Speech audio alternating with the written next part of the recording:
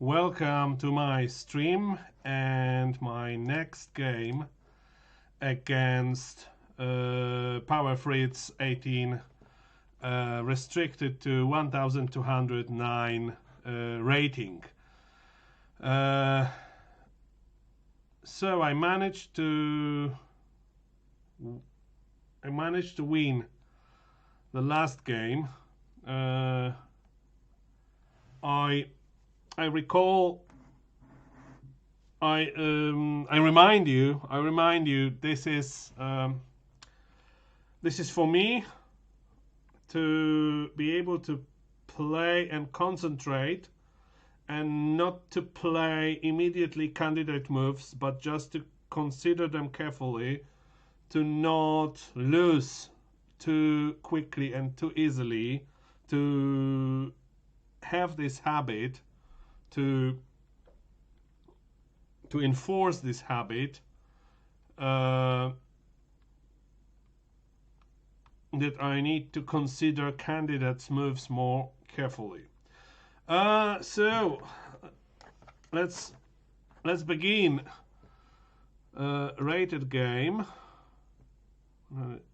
1209. Program plays fast. Current position no, and I hope I will be white now, because last time I was black.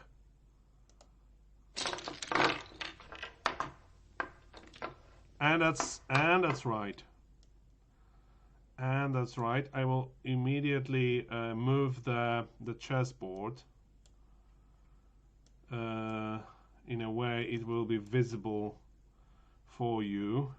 I don't need now. I don't need this game window, in fact, when I'm playing. If you can see, I gave for this time I gave me even more time. 3 hours for first 40 minutes, 2 hours for the next 20, and 90 minutes to finish the game. So that's really long. Now I should run into any time of time pressure, which is what I hope for, because this is not for this exercise. I absolutely don't care how much time I will think. It is to reinforce my brain to more carefully consider all candidates' moves, not play them immediately. So I don't care about time whatsoever in that exercise. Okay, let's begin then. I always, for now, this is my conscious decision. I always play kind of London system with white, and kind of French defense with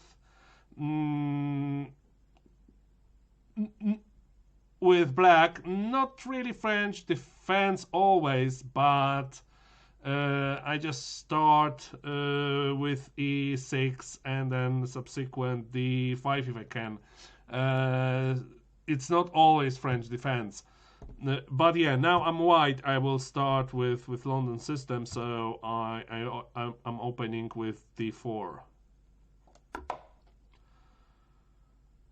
Okay, with that move, I will not need to worry about white square bishop, so that makes certain things easier. I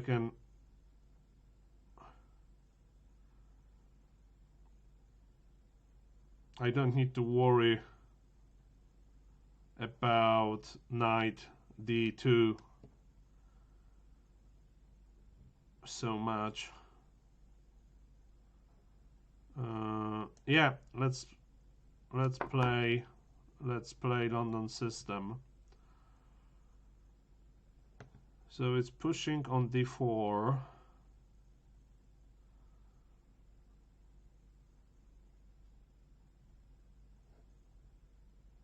I go for that, just knight f3, nothing fancy here. It's really classic development.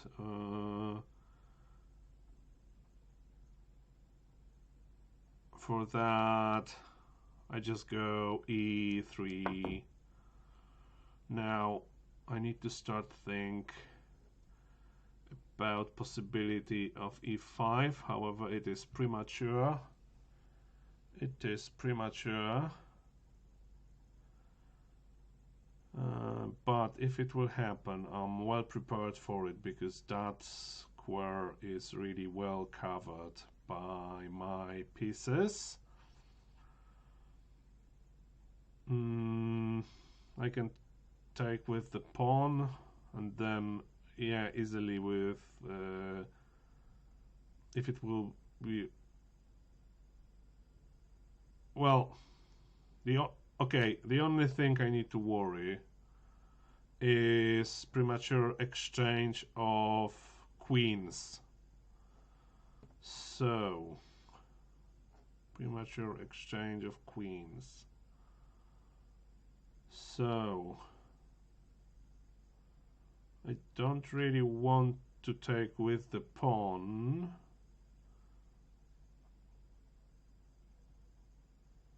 Oh no, but that will be me who, sorry, but that will be me who, no, I was only worried with that if it will be black which initiate that exchange, because I don't want to move my king now, but it will be not black, it will be me who will initiate queen's exchange. So that's fine. That's absolutely fine. I don't need to move c2 yet. I can play knight d2. I can also play c4. I don't know, but well,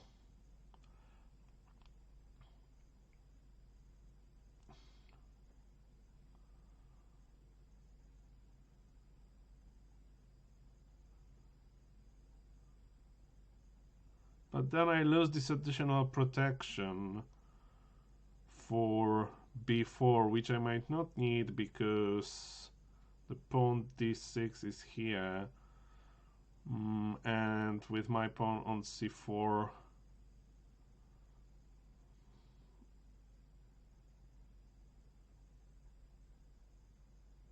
let's I don't need to declare on that yet. I can just play knight d2 now. Okay, so now d2 is my candidate move. That allows him to play knight b4, but it's not doing anything dangerous yet, and I can easily chase it away. It can go knight e4. It is always not very pleasant, but well, if my knight will be a d2, it can, so that's fine. It can go g4, but that's too premature. It can't really do much more, so I think that's pretty okay move. So I will play that.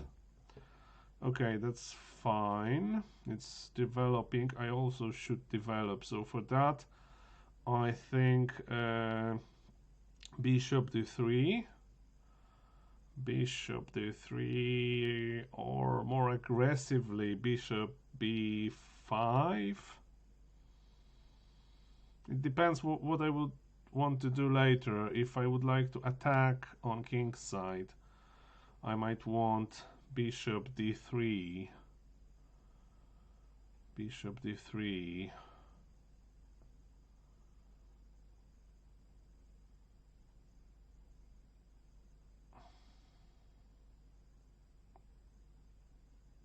But also bishop d5 can be pretty aggressive. Just to know what I prefer.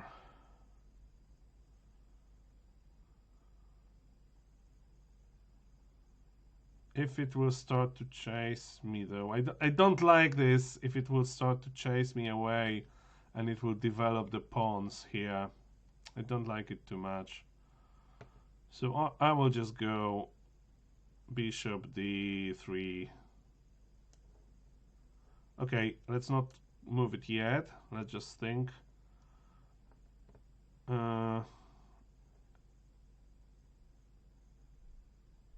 Didn't change a lot.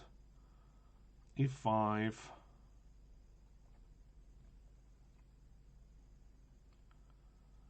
I take. It takes. Now I can't take queen any longer.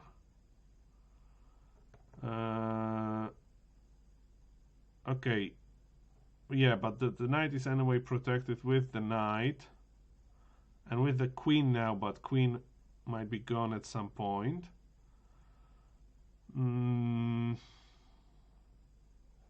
So no, it is. I'm pretty sure bishop d3 is safe at this moment.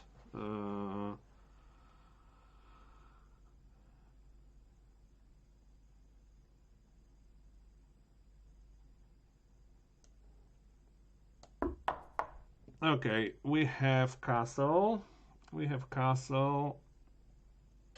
Can't do much yet. Can't be too aggressive.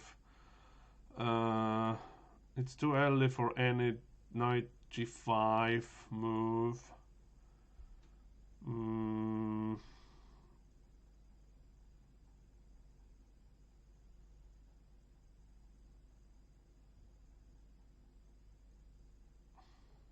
With the knight here. I can't do knight e5 it's too early for e4. I can play c3.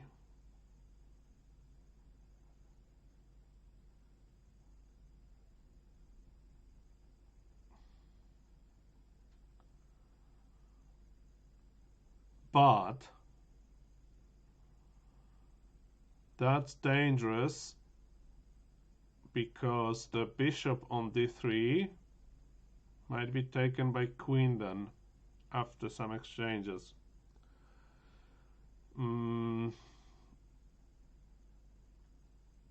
So if I will play c3, I need to play queen c2 in the next move probably, but what if I will play c3 and then immediately black will play e5? Then okay, I can take, but if it will take now on e5, it's my bishop on f4 which is under attack and my bishop on d3 which is under attack. So I can't really make. Wait a second. That's insane. That shouldn't be true. That shouldn't be true that in this position. Sorry, what's. There are some wires there. I need to fix them.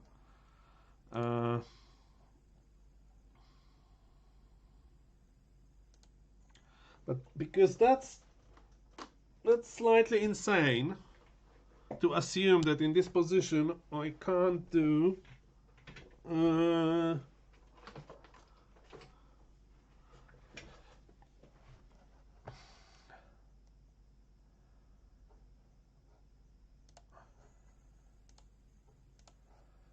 I can't do c3.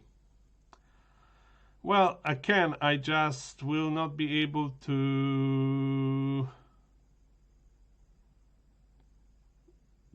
take the pawn if black will play e5.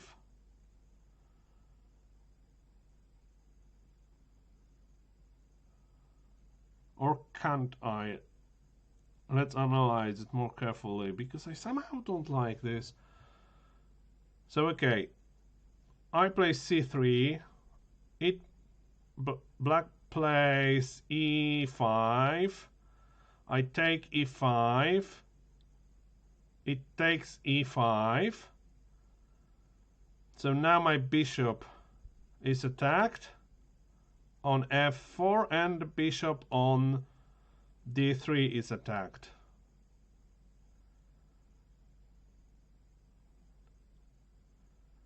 Which is an uncomfortable situation, but maybe I can do something about it. No, it doesn't look so.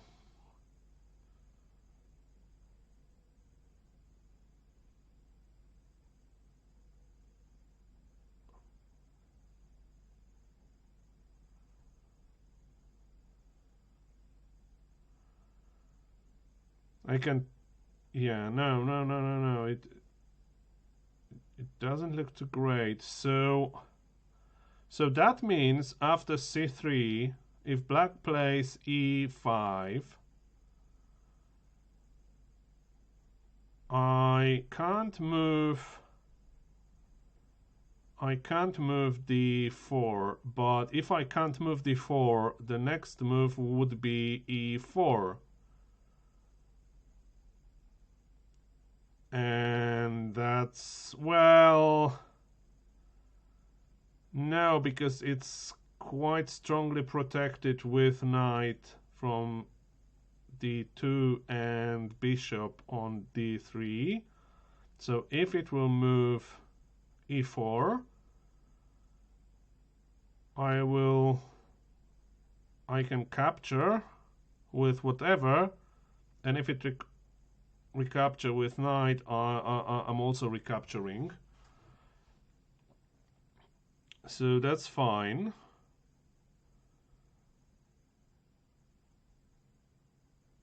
So after c3, it plays e5. I go back with the bishop to g3. If it goes e4,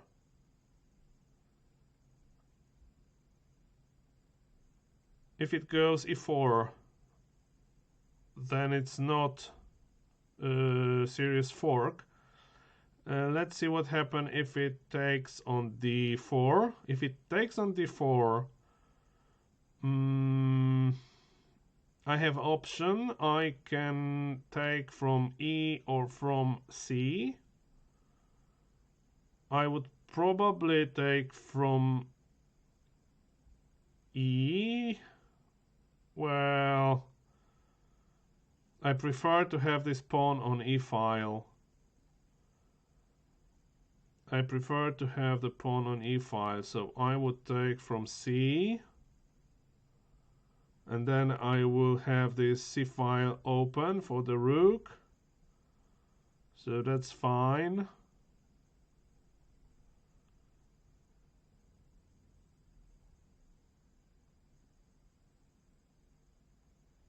So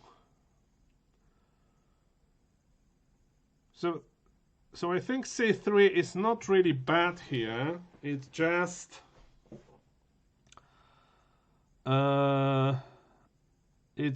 I will be not able to take after e5.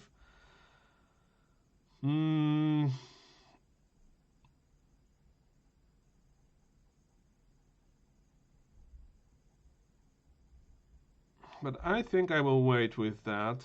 I think I will. So c4 now would be much worse, right? Because if after c4 all this will happen, this e5, yeah, if I take, that's terrible. But if I go back with the bishop, I have no longer a choice go back with the bishop g3, I have no longer a choice with which I will retake if it takes pawn d4. I can only retake with, well, I can retake with the knight, but I can retake only with e3 pawn. And now it's a question if black, no, it shouldn't take it because it will lose its knight, so it shouldn't. But well, it's still okay. I will just not have this pawn on e-file, but it's still okay. It's still okay.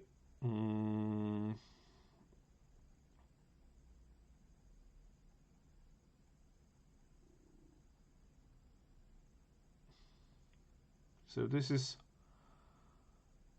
all about these pawns. So probably I would be able to play c4 anyway. But is there anything that if I will not play c3 now, it will somehow block me from this?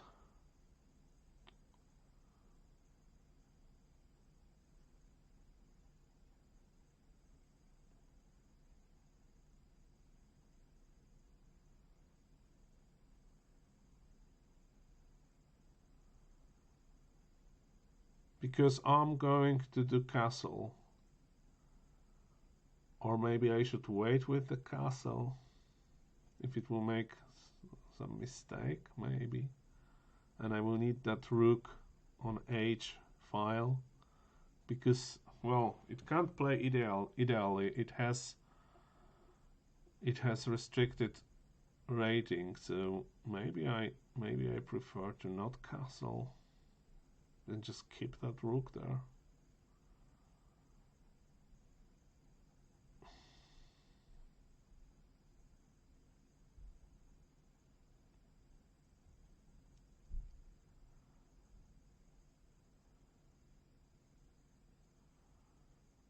c3.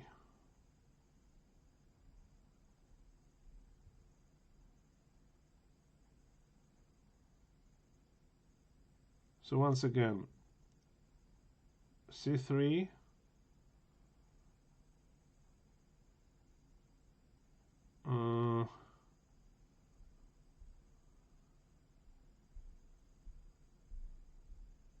can't do much with anything else after c3. So I think the only serious thing is e5. So I go bishop g3.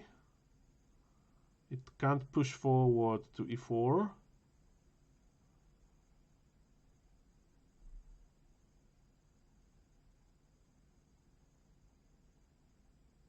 If it takes on d4, I retake with c4. Now, what if it will hold it? What if it will hold it? If it will hold it and it can hold it,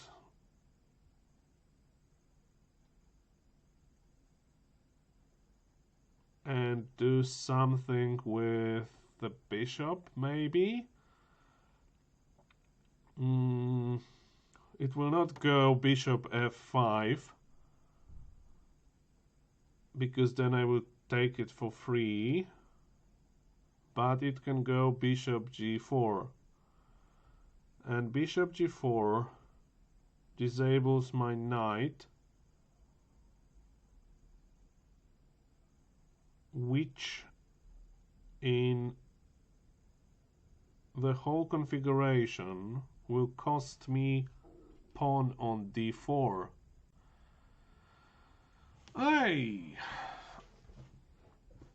But then I can in fact go back with my bishop to e2 and nothing too bad happened.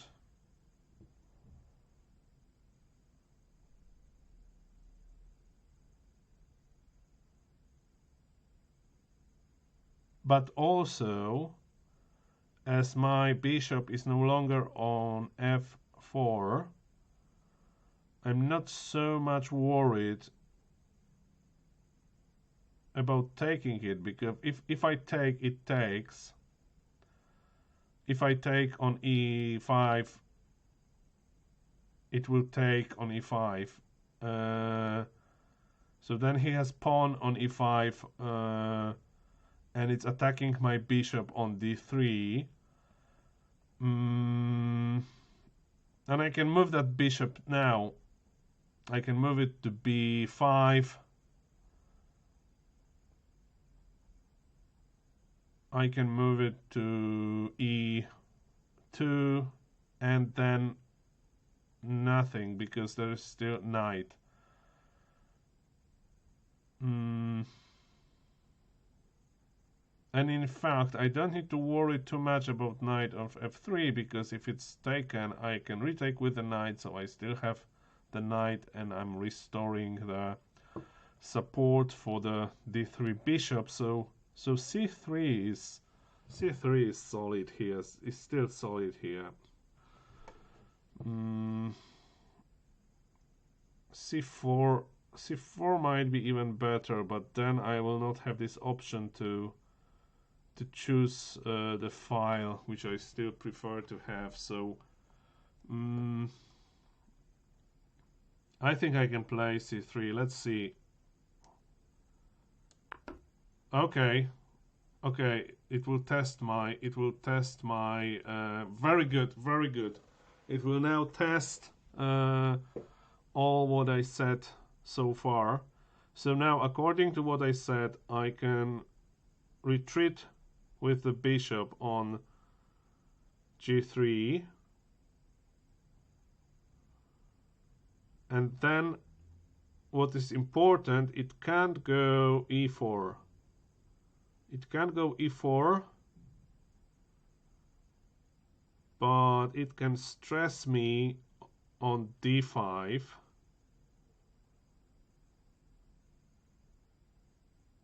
It can stress me on d5. So let's consider this. Bishop g4, g3, d5. And d5 is obviously yeah, but after d5 I can take the pawn on e5, and there is no threat. There is no immediate threat from my bishop. So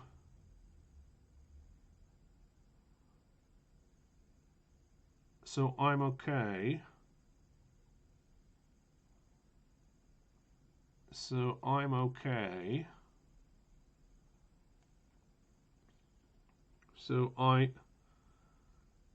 So bishop g3, e4.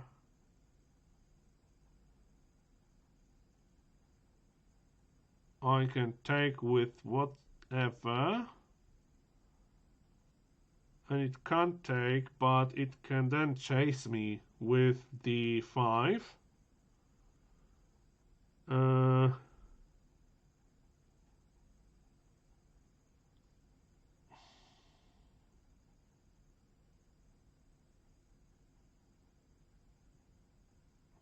And I need to evacuate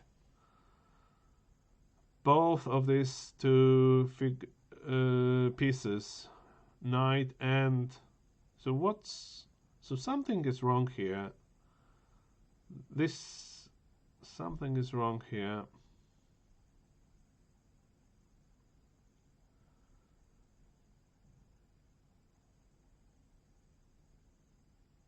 Because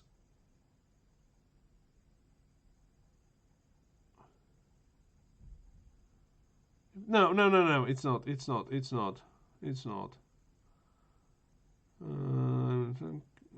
can't take, so it can press me on d5 after taking it by, let's say, by knight. But then I can take the knight on f6, which is very good, and it shouldn't allow it. So no, it shouldn't. It shouldn't go. So it will take, and then I will take with c pawn. With c pawn. If it will take on d4, I will take with c pawn. So that's fine. So let's go. Let's go to g3. Bishop g3. Okay, it moved. It moved the bishop on e6. So it is waiting. It just keeps the tension. It just keeps the tension. Okay, let's restart thinking. Let's think again. So if I take now, d4 takes e5. It will take. My bishop is attacked, so I need to do something with the bishop. In the next move, it can go e4.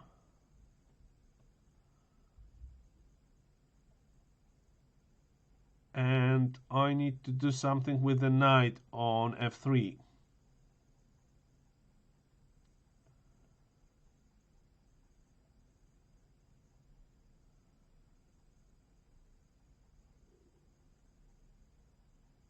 But, in fact, no. If I take on e5, it can't really take on e5 because I have this square covered twice. It's my knight and bishop, which protects e5. So I'm attacking. When I take, I'm attacking. Well, okay, but this is the point, that at the same time it's attacking my bishop on d3. So what would be a nice attack for the knight, but it still can be, because if it will take my pawn with the pawn, and I take it with the knight, I'm temporarily protecting my bishop on d3, but that's over soon when it takes my knight on e5 with the knight. And now if I retake with the bishop, it takes my knight on d3. Which means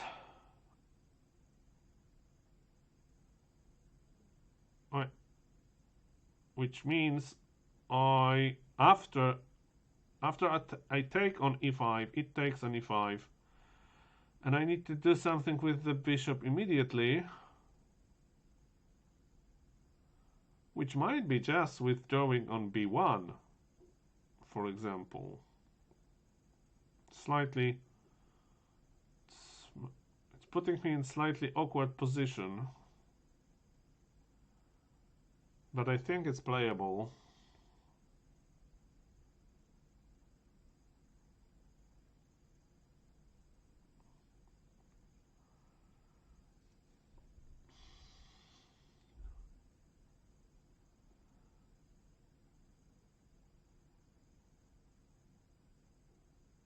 Or I can move the knight and restore protection for the bishop with the queen. So what if, so I take on e5, it takes e5. Now I go knight e4.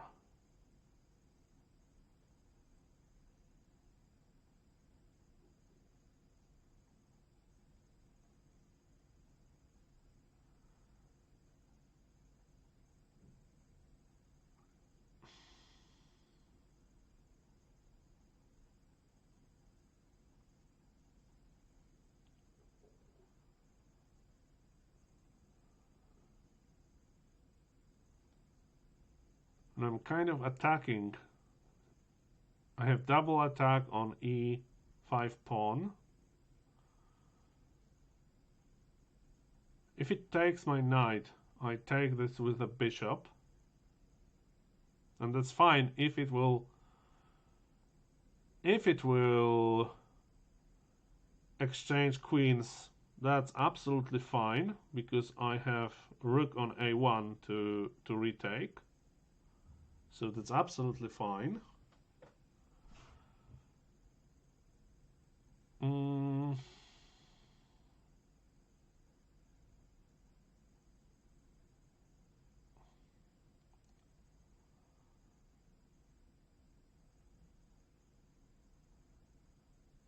Something smells here that this is unorthodox move. I mean, this knight e4 after taking on e5 and its retake. Something smells here. It might be that this knight will be only protected by bishop. Bishop is attacked by queen, but that's fine because queen just can't take it without losing its life. But if bishop will be attacked by anything else, and I'm not thinking about direct attack because that's not possible, but what it will be X-rayed attacked, bishop f5.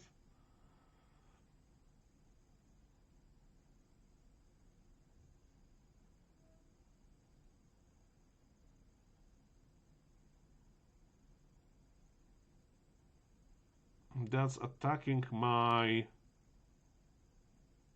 knight double. So, but that's still okay because I can take the knight with check, which gives me tempo, and then I can take the bishop. So that's X-ray attack will be futile. So, considering all of this, I think, well, at least I'm resilient of, if I take on e5 and it takes with the pawn, I'm resilient. I have at least two ways of protecting myself. Moving the bishop or moving knight on e4. One of these ways should be correct. For now, they both seems to be correct for me, but one of them might be not correct. But at least one will be correct, so that's fine. What if it will take with the knight? If it will take with the knight on e5,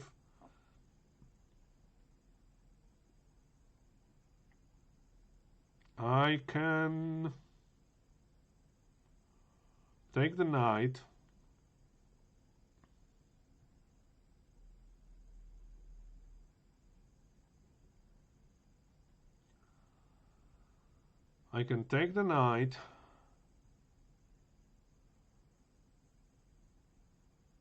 then it will take with the pawn on e5, and then it will start threatening my bishop. With that difference, I have no knight on f3, but I can easily restore the knight on f3. But I don't want to do this because of the fork. And anyway, that's okay. So that's a dangerous thing that I need to think of. If I will take, this is much more to it. If I will take, and it will take even after this exchange of knights or before, and if I move my knight from d2 2, I'm vulnerable for the fork.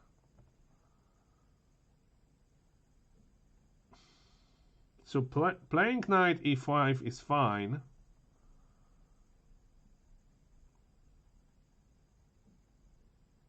But playing knight f3 is not fine.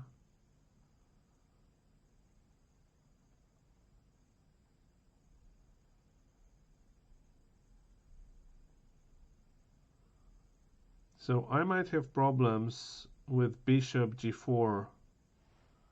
I might have problems with bishop g4.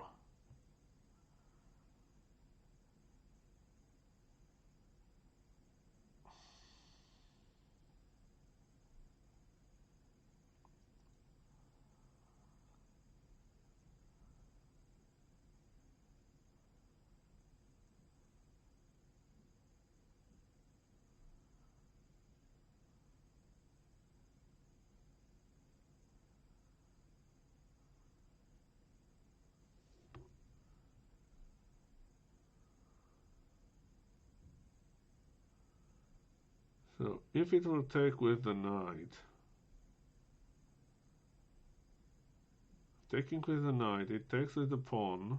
So there is pawn on e5, no knight, no pawn d4.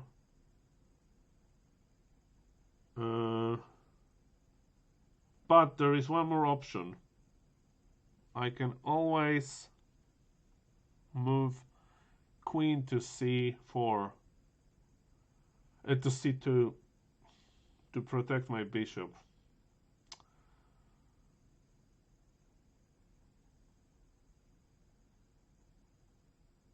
Instead of moving the knight.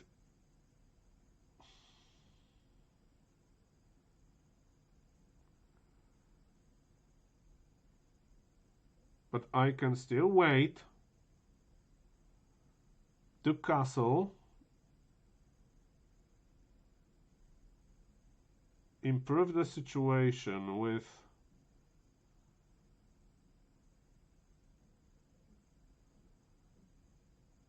rook on e1.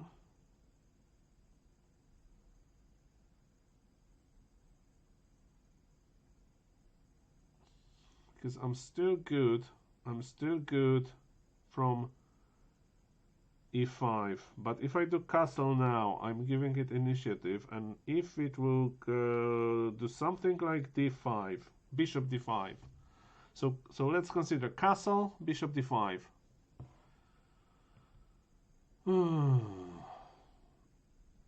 Then I'm not strong enough to play e4.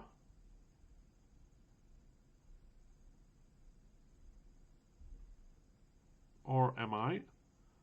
1, 2. No, I am strong enough. Because it can only take me with 2, and I have 2 to cover.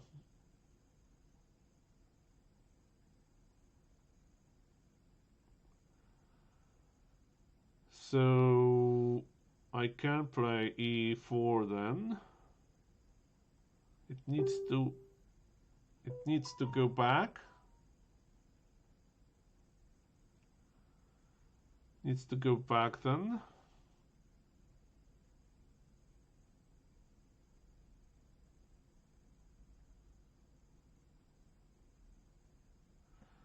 But if it will go back, I will close position then and play d5. Why not?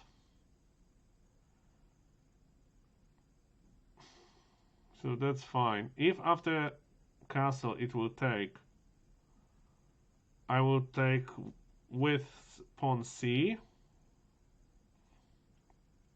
That's fine. It still can't push the pawn to e4.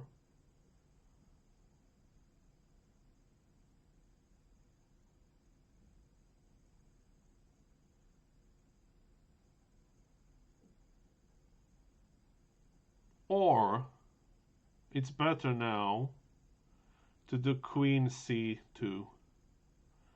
because that is solving so many problems. It's solving the bishop after exchange if I initiate it, and it's making me even stronger on e4. Obviously it's opening some crazy things on h7, and after that if I will take on e5, that starts to be really interesting. So I think queen c2 now, or castle and queen c2 next move. But okay, so let's say queen c2 and let's see what it can do. All these things that I analyzed so far. If it will take, I take. With queen c2, I need to worry about rook on c8, but it will need a few moves to make it danger. So I think I can survive it. But with queen on c2, I may be less inclined to take with c-file. With c-file pawn, but I will look into that. I will look into that later.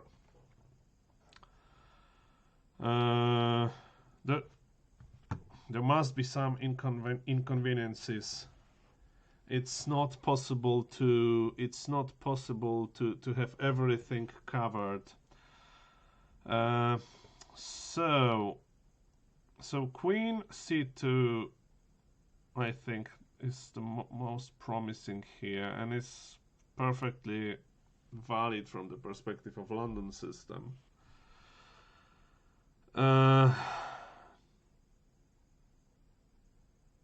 So okay, queen c2. If it takes, I can take from e or from c. I will consider this later, but I think both are playable.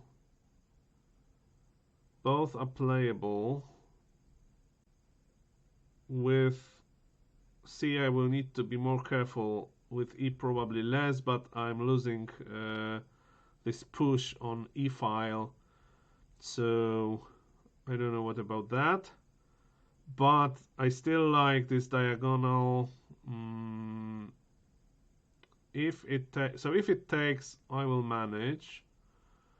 If it pushes, that's absurd. Pushing on e4 is absurd with my queen on c2, so we don't need to think about that. If it does something else crazy like bishop g4, that's pretty benign. Knight can't really land on e4 as well.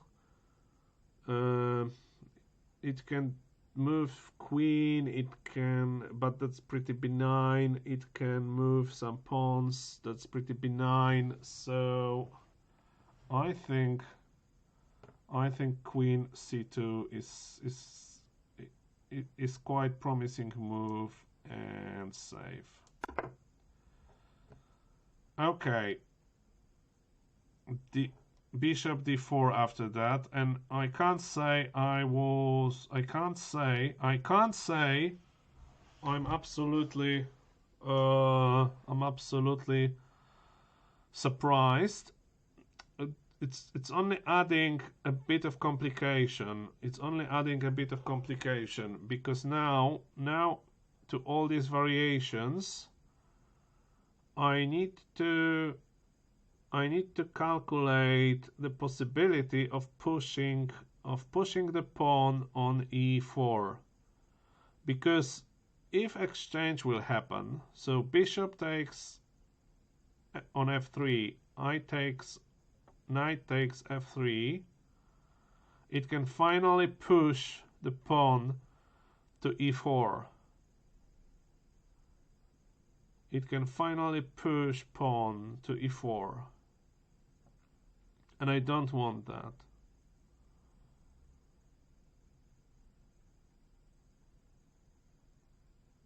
No, still no, still not, because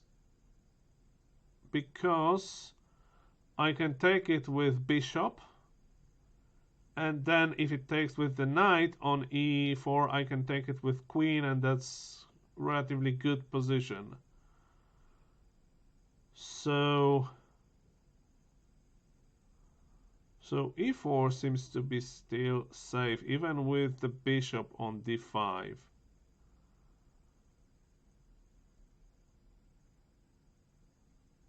So if it takes my knight, if it will takes my knight, that's fine. It can't push, right? Let's calculate it again, because this is actually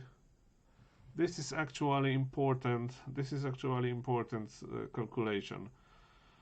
If it takes my knight on f3, I take knight f3, pushes the pawn e4.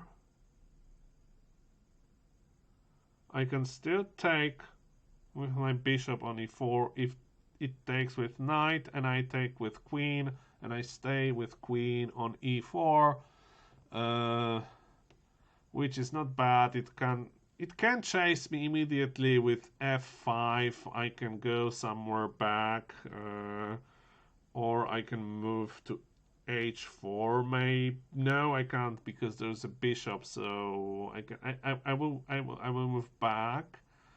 I don't have castle yet, so I will castle most likely. I still have knight on f3.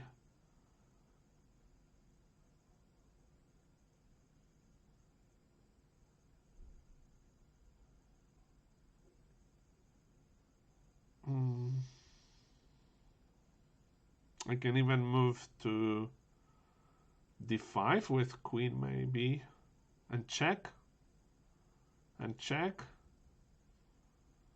but then nothing really after that check. So no, but that's I think that's enough opportunities. So that's fine.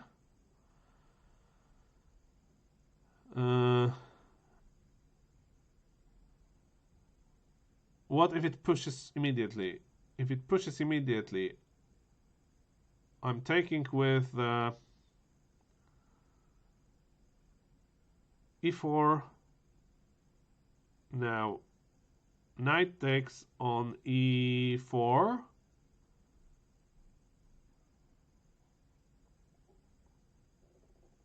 Let's say knight takes, bishop takes, queen takes on e4, and I'm left again with queen on e4.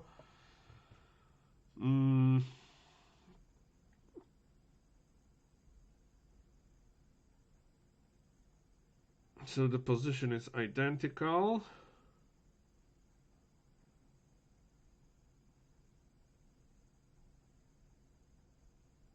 Now I can castle.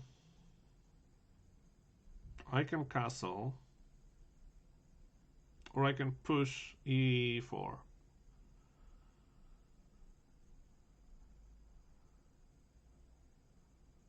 And after e4, now let's assume it will take.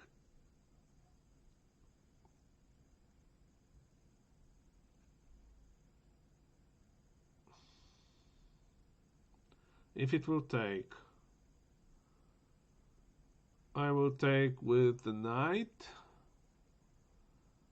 and now it either needs to move the knight or take with the knight, or I don't know. But if it will not move the knight, I will take the knight. If it will take with the knight, I'm taking with the bishop, and I'm standing well on this e4 with the bishop protected by queen, so that's quite. And it doesn't have knight on f6 any longer, so it will not take. It shouldn't take.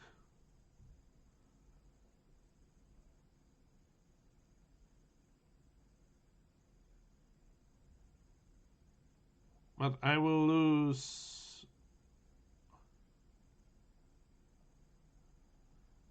I will lose. No, it will lose piece on that exchange. It will lose piece on that exchange.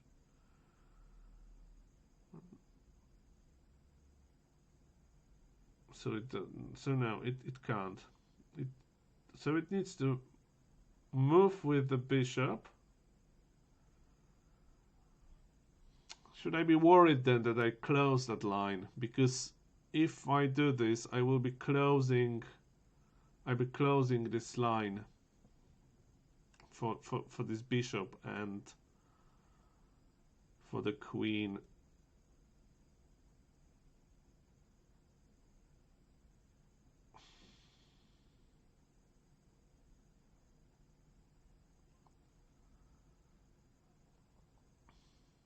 It can take on d4 after my e4.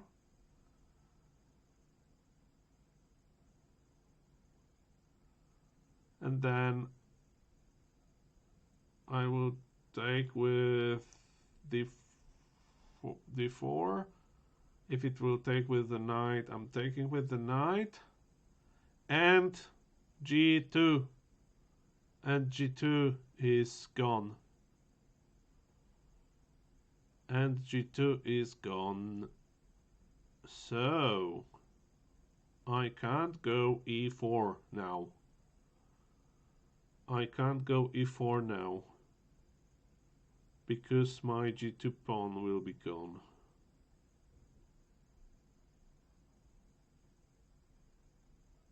No, I'm talking rubbish. I'm talking rubbish because I still have pawn on e4. Oh my god, this is chess is so difficult.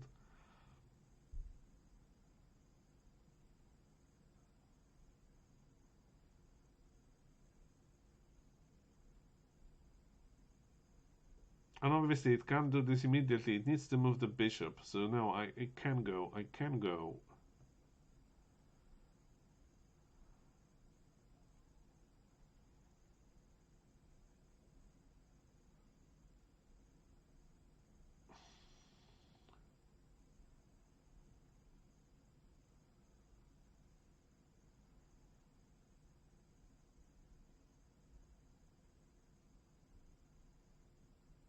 But then I need to have some more protection on d4.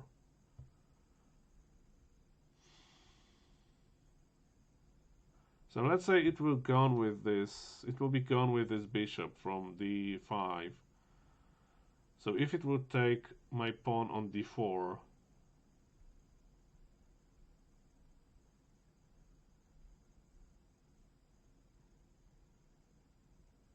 then I take with d4.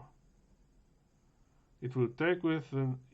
If it will take with the knight, I will retake, but it's losing knight, so I'm always forgetting that. It's losing knight, so it will not do this.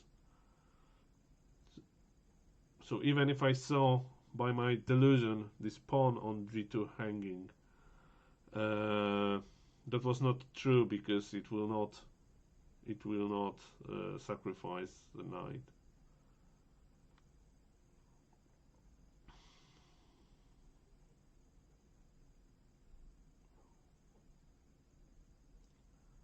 So I think e4 is possible now.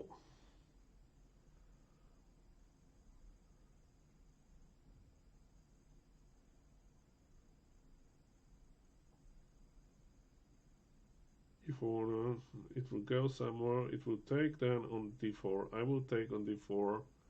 I'm still protecting d4 with the knight. Can it attack d4 after that with something else? At some point it can with the bishop.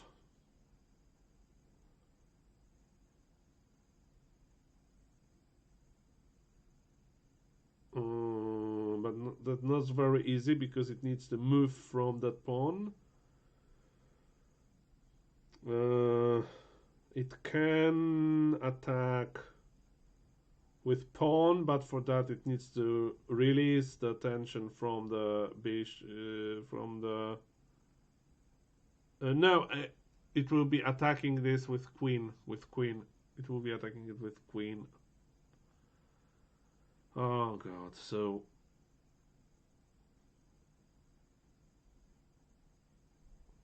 immediately, okay. So it can take it immediately. So that, okay. I knew there is something wrong with e4. I knew there is something wrong with e4, and that's wrong with e4. Eventually, it's knight and queen, which will be attacking d4. But that's only after bishop is gone. But in fact, wait a second. Haven't I just won the bishop? Because if I push now to e4, it has only e6 to go.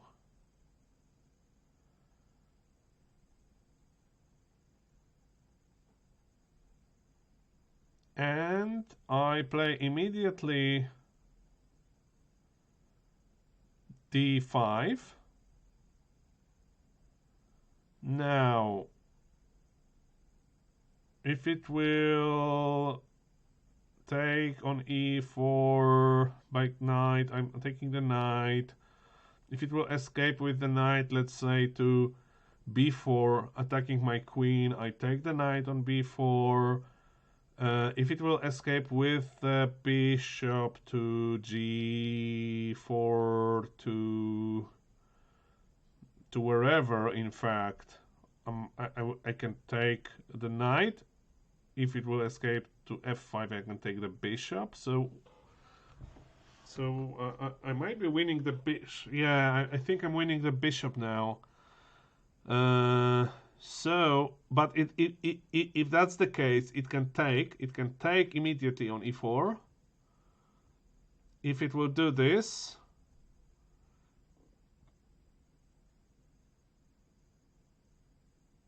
but really, is this the blunder? Is this the blunder that 1200 does? Is this the blunder? Is this really the blunder? So okay, let's calculate it now, because that's a pivotal moment. e4. If it takes, I have two pieces to take. So takes, and I stay there with either knight or the bishop. That's fine. If it will do something in between, like taking on d4, I can still manage. Can't do check. Can't do.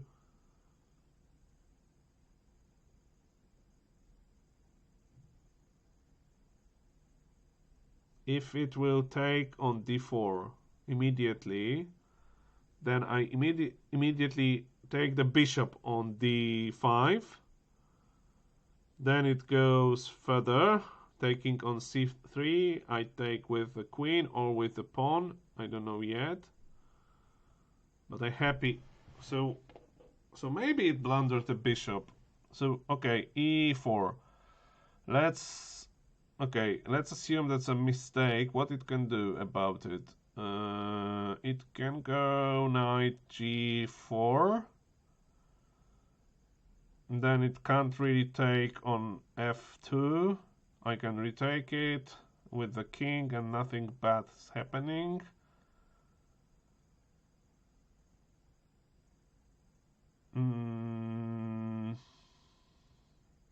It can move the knight immediately. So let's imagine it will do something more aggressive.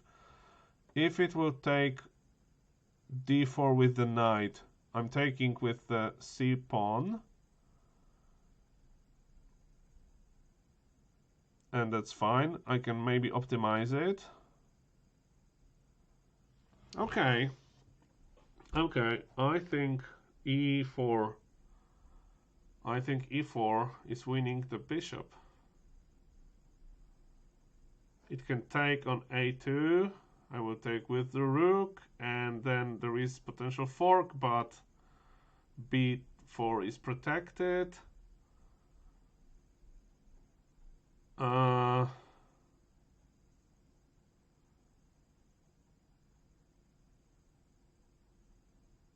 It can take with 1, 2.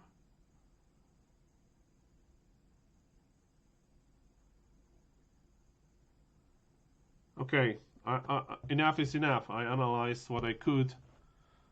I think e4 is analyzed enough, and it's safe, and it's potentially winning this bishop. Well, let's see. Let's see. I'm not perfect player. Okay, it retreated. It retreated on e6. Didn't do anything aggressive, and now pushing d5. Pushing d5. So e4 is still very strong. So if it takes with the knight, nothing really should happen.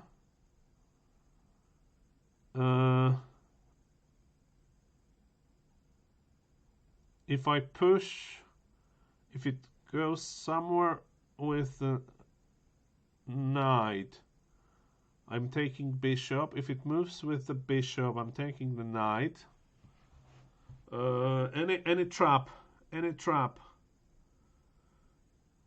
Okay, so let's assume it takes with the bishop on d5. I take with the pawn from e4.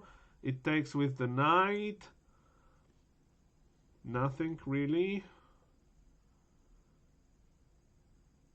No, I can't see any trap. I'm just pushing for d5. Okay, just retreated to d7. I take the knight, grabbing once per lifetime opportunity to take this knight. It will never happen again to take this very knight in this very game. So that's once per lifetime opportunity. I take the knight,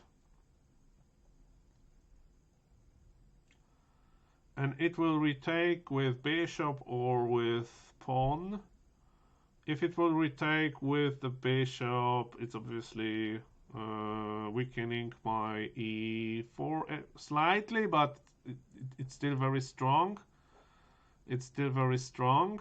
So yeah, I need to take it. Okay, it took with the bishop, which is stronger, move. It's much stronger move. So it blundered. It blundered a piece with pawn down. So it's exchange down, or however you want to call it. It's pawn for the knight. Okay. It introduces irregular situation because no one plays like that. It just blundered.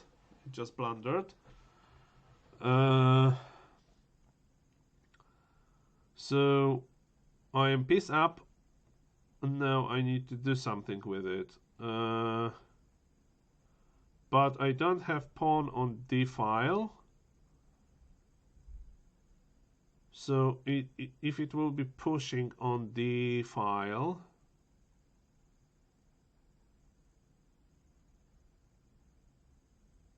I need to have some plan for that. Because it can play d5. And then if I take, it can take. And I have all the time this d3 bishop and f3 knight problem, but not really, because it's strongly defended. But well, I need to decide on castle, because on this e-file the king is not in the very good position, because after these exchanges that I'm describing and pushing that pawn, I may get some nasty check from the rook on e8 potentially.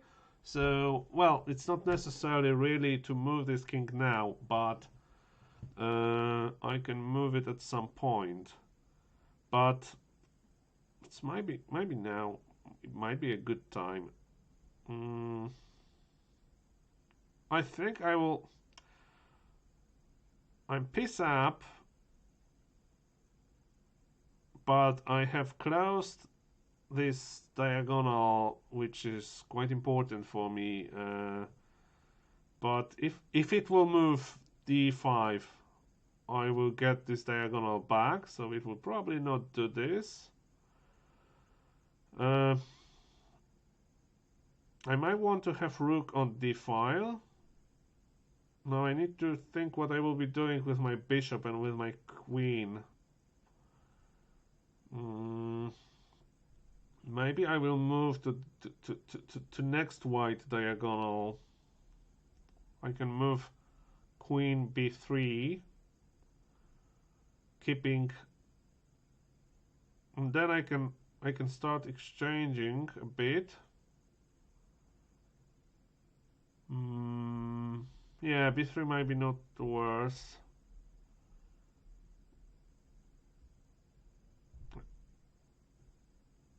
And then bishop c4.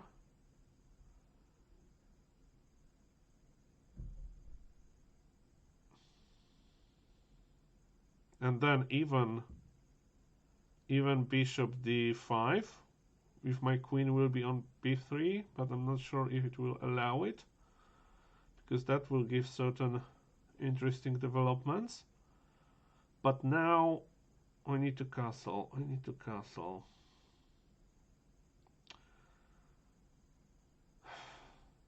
The queenside castle has this nice property that it lands the rook on d1, exactly where I want it to be. But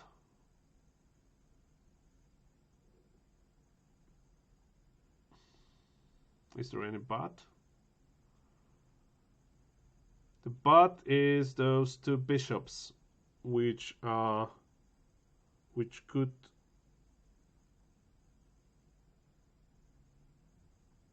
attack my queen side at some point. Not decided. You can think about this forever.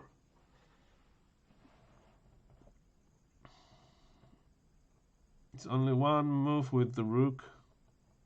It's maybe not important now.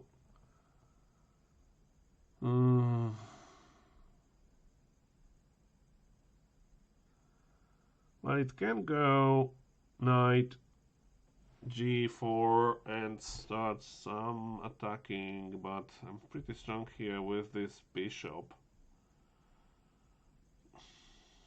on g5, on g3, and knight on f3. And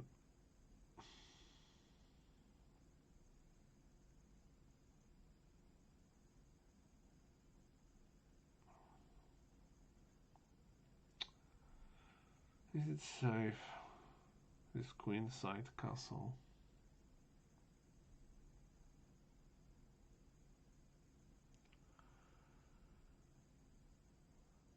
Can go d5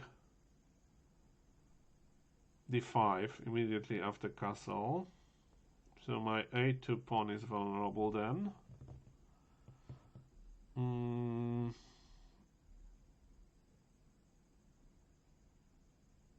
but I can play bishop c4, and I'm very happy for exchange.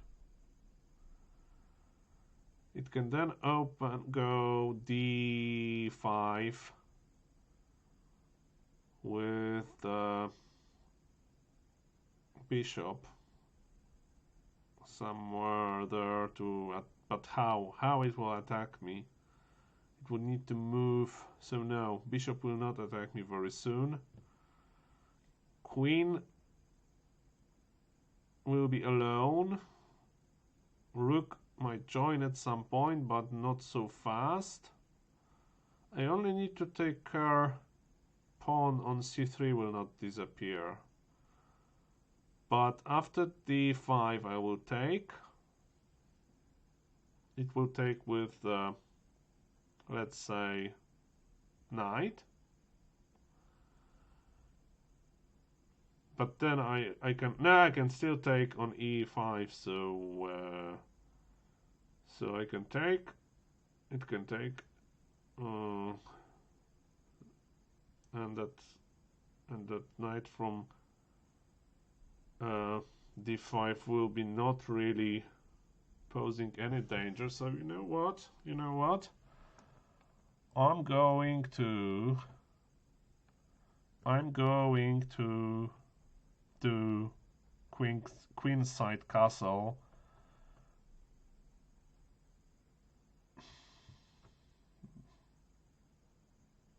And then I will be constructing this attack from b3. I don't know.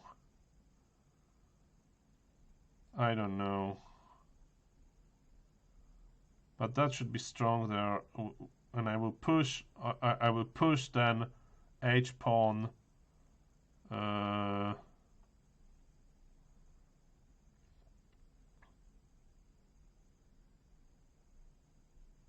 Yeah. Okay, let's do that. And I'm piece up. I will manage. Okay, so that might be silly move or just something to try to push here, but it needs a few moves for making that push, or it's a bit preparation to maybe queen b3. So queen b3 will be now no longer threatening b7.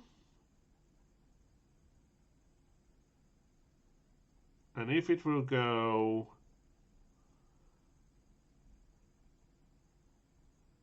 so that's a good move. That's good move. That's good move. Because it allows b5 now. I can stop it with a4.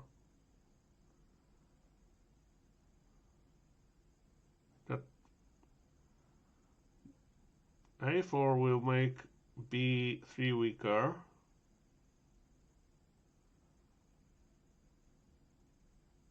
But I will do b3. There's queen here. I'm not sure. I would like to exchange this bishop soon. So if I want to exchange this bishop,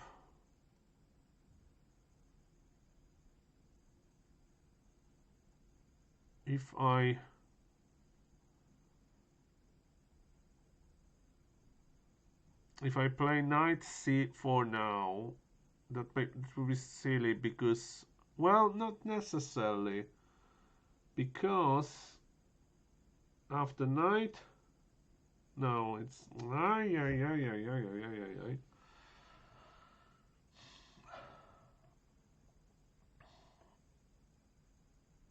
I regret now this queenside castle.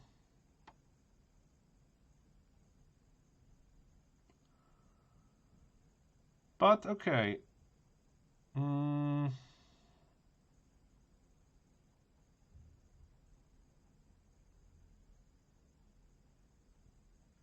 I wonder about this a4. a4, queen b3, king c2.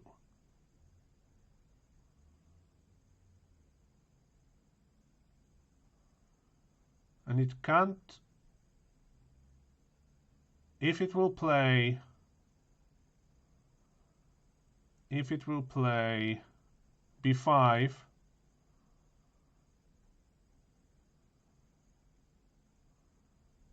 I will exchange everything, like b5, it takes bishop, and it will have rook on, well, yeah, but then it will have rook on b5, and it will be able to attack.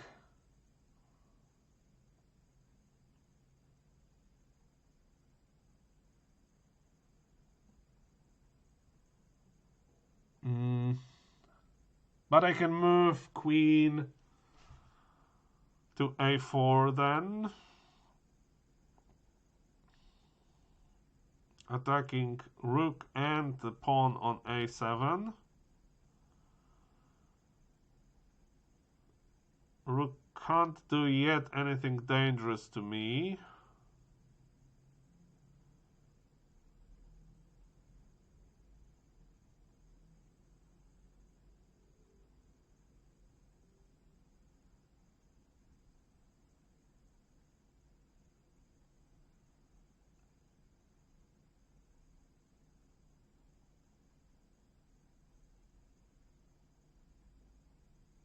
And what if I play a4? What if it does queen d7? What if it does queen d7?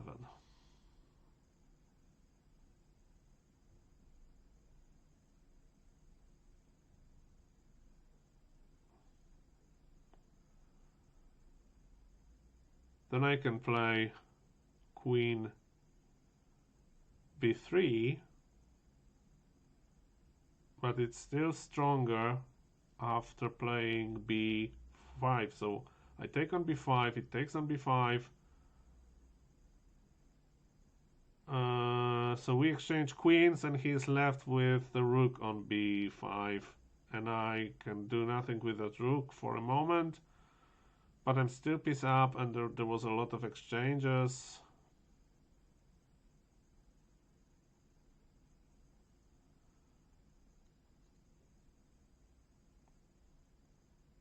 So that's my.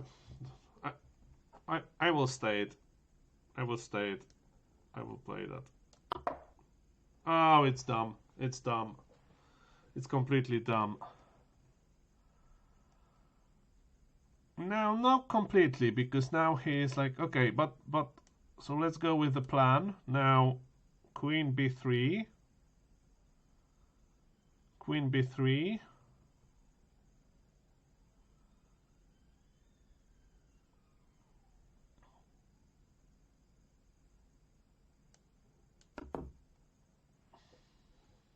Okay, what's that? The next blunder? I don't really want to. Well, it's not blunder. It's not blunder. I don't want to really take that pawn. I don't want to take that pawn on b7. I don't want to take that pawn on b7. But I will. What I will do? I will. So I will continue as planned.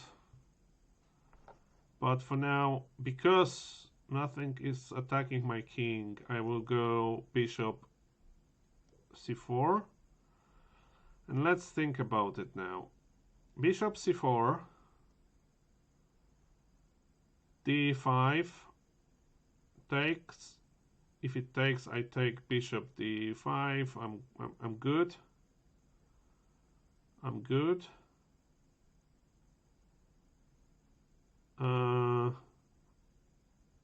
So bishop c4 and then knight g5, and pushing pawn on h, and we will see. Okay, so bishop c4. Bishop c4, what it will do to bishop c4? He can still... Okay. There is one thing I need to consider. He can play knight g4, but there is bishop on g3. So... And even if it will play bishop h4, I'm still protecting this f2. So that's strong. It can do something with the bishop here, but not too much. So yeah, I'm good with that. Okay. It just 1209. What would you expect?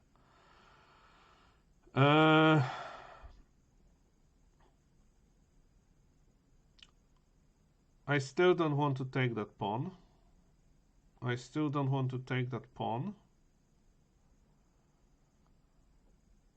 Now, what if I will take... What? But that's a disaster now. That's absolute disaster. If I go knight g5, what it will do? If it will move bishop e6... If it will do bishop e6,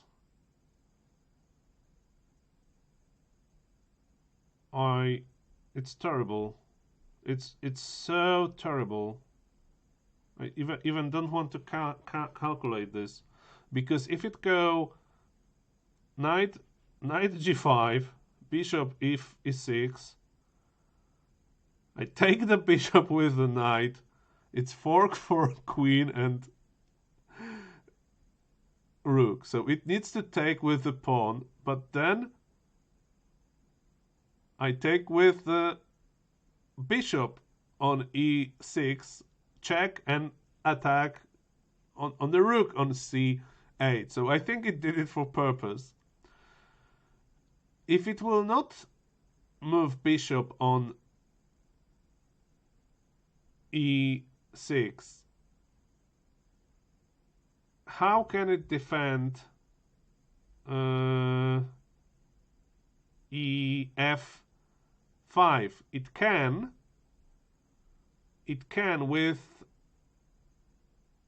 with queen e8. That's probably the only... Well, with queen e8 or bishop e8,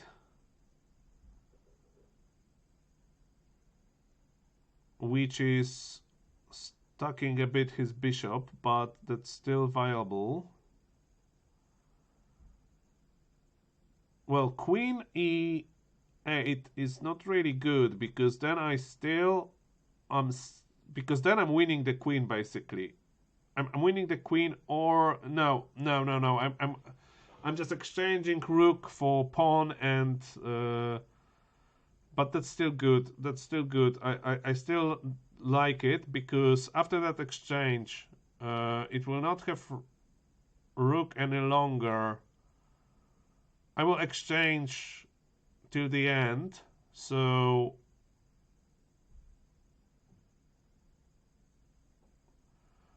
it takes on f7. I takes with my knight, and now if it takes with queen, I takes the queen. It moves king on f7, and I'm going with my knight on f3. So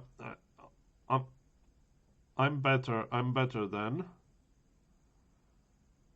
because I'm ready to attack. And again, I can check it, and I don't know, I will be doing something, but I'm not worse. If it will move the bishop, that's the thing. But then I will stay with my knight there for a while. Now, if it will go... So, So it can't move the bishop there, because if it will move the bishop there, no, if I'm,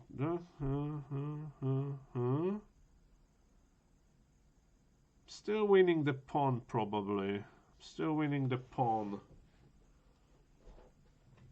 So if it moves the bishop, so knight g5, bishop e8, and I play, if I play knight e6, it can take me with the bishop. I can take with the bishop. It will take with the pawn. So I'm piece down.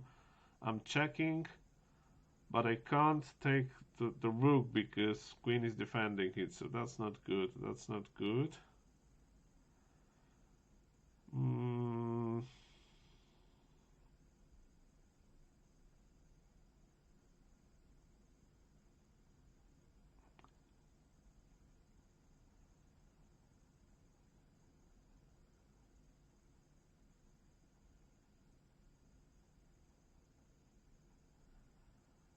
So actually, bishop e8 is probably the best defense.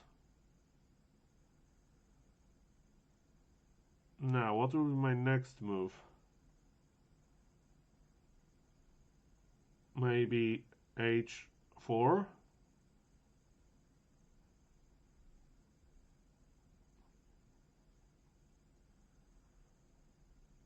But I can't proceed much with the... No, I can because I have rook, so I will do whatever it takes to open this file, H file. If I will be not able, I will move till H6, and then it will need to open. Then I will think about something. Yeah, I think that's not too premature. This knight G5. Let's play it. Okay. Okay, so either it sees very bad things happening,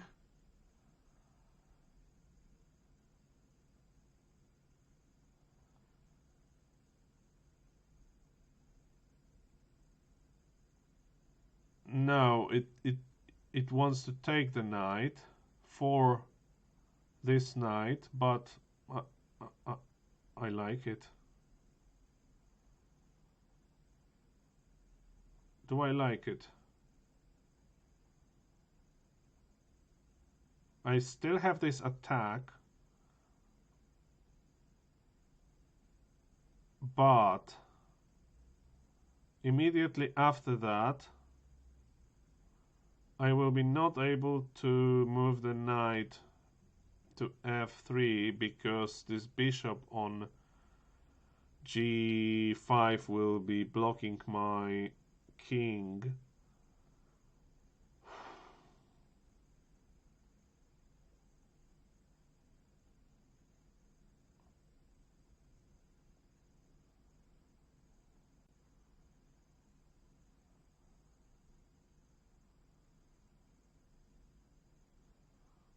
But with having bishop on d5, I will be able to take b7.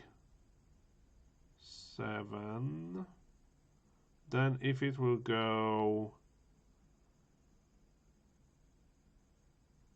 I don't know.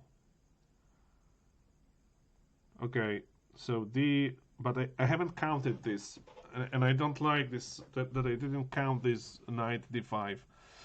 But okay, I take knight on d5, bishop d5, then bishop g5, and then what? I can play h4. After h4, it needs to either exchange the knight on d2, which It might do. It might do. Then I will take with the rook, and I'm not worried about anything because it does not have dark square bishop any longer, and it can't go with queen to g5 because pawn is on h4, so that's fine. So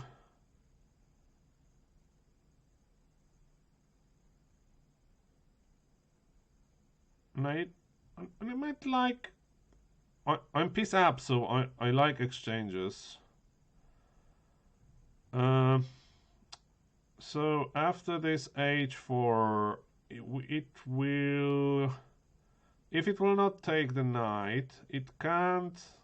If it will go, let's say, to f4, another exchange, fine. I'm more than happy.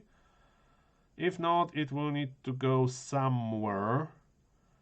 h4 to keep the pressure. But then it's getting nasty for it because I'm no, not really. So if it's keeping the pressure, I'm moving the king to c2 and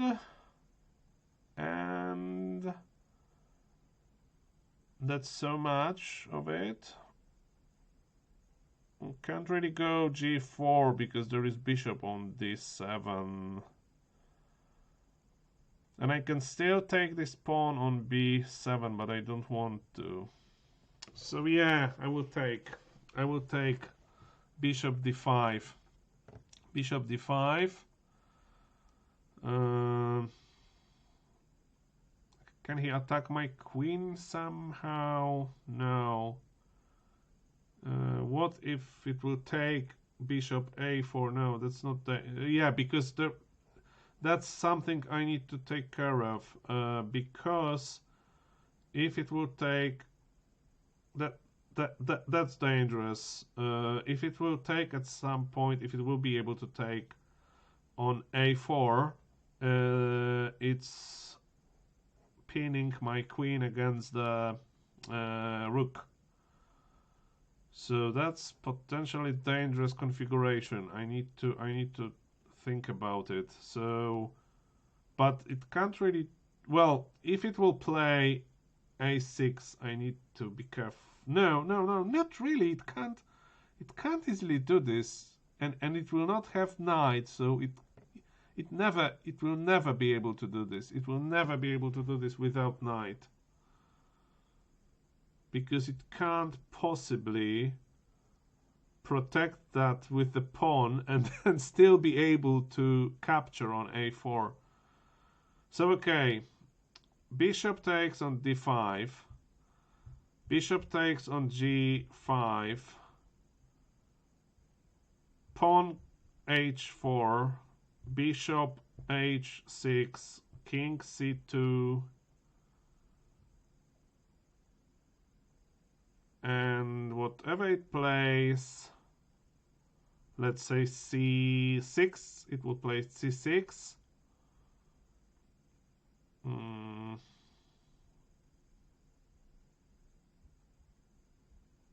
The pawn on e4 so far holds only on the knight on d2, so if it will exchange it, it might win it somehow. No, but it will be protected by bishop from d5. No, I think that's okay. I think that's okay. Let's take the knight. Yeah, bishop took the knight on g5 as I expected.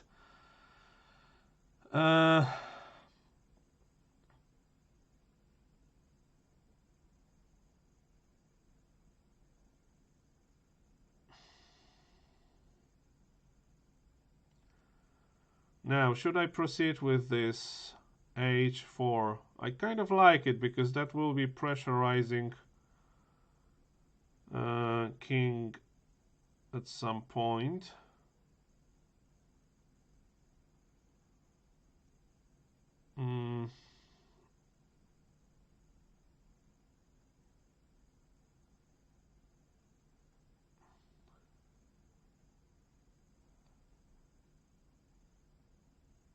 Can't do knight f3 yet, but I will work on this. Or maybe I don't know.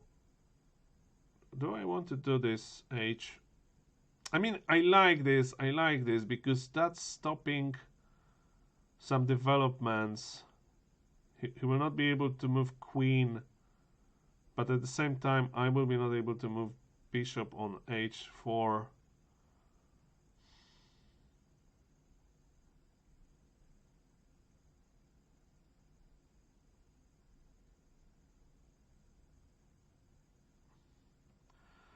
So h4, bishop h6.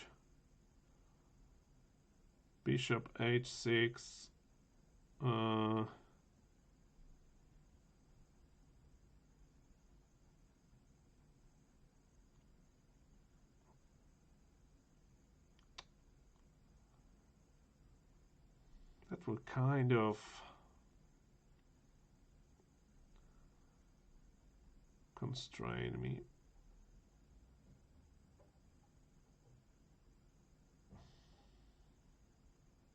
Maybe I should move.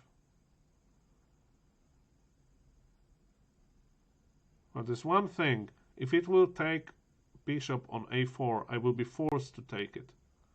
So I need to take it in consideration that I will be forced to take it.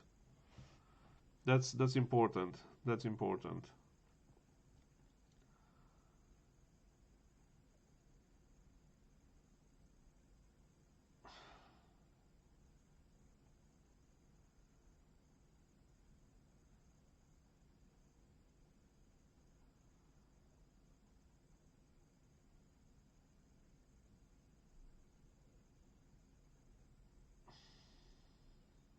I'm just thinking if it's not waste of the move.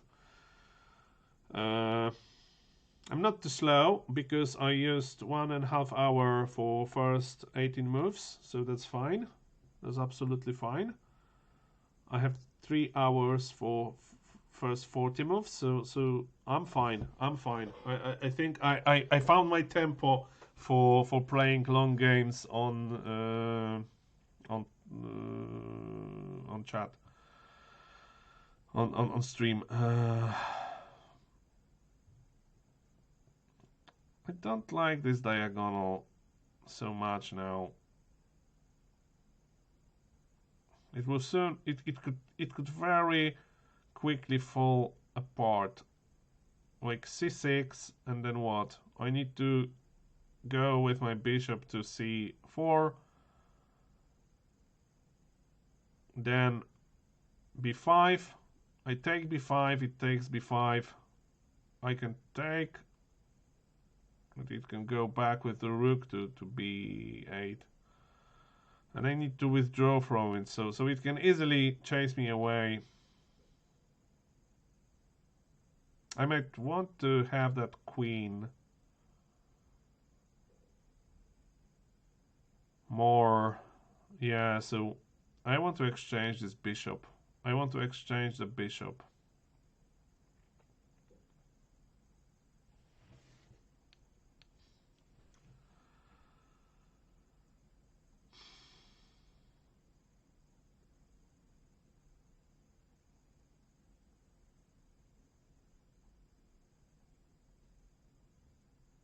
So what's my plan for c6? Bishop c4, right? The only option. And then after b5, taking on. Yeah, and then that would lead to exchange, possibly. But it will immediately move rook to b8. Okay. We need to take care about this. We need to take care about this.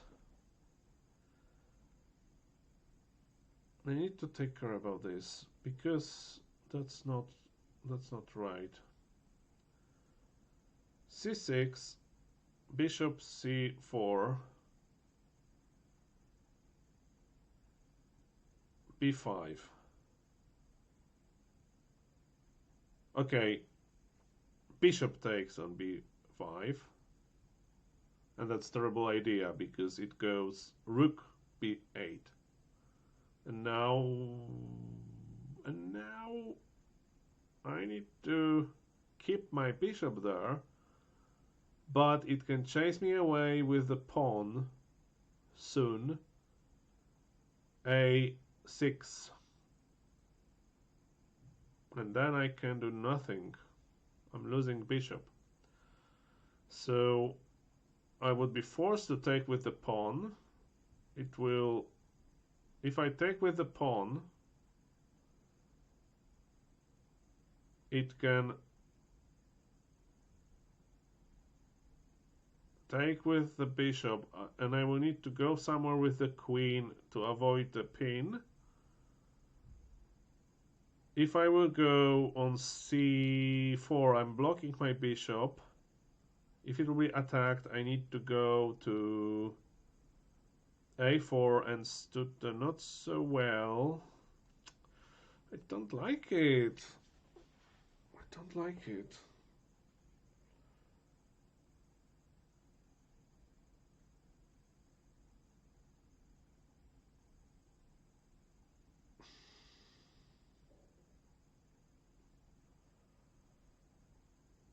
I want to exchange. I want to exchange bishops. So if I now go, if it were exchange bishop with the knight, I'm more than happy. That's fine. That's fine. Even if it would do this pin with queen on g5, I can live with that.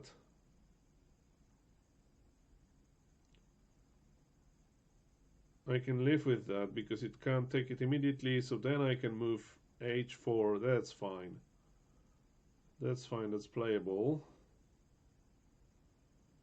Just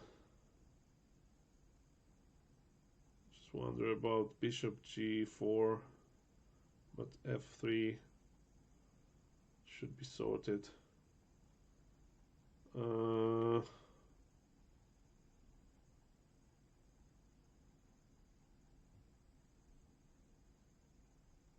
So what if I will play now bishop c4?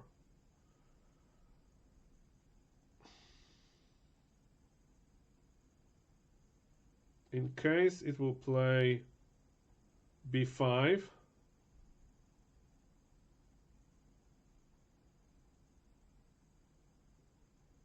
I will take on b5, it will take with the bishop. I need to take with the bishop, and then it goes with the rook on b8. It's still bad, but that will be after exchanging of bishops, so I don't know.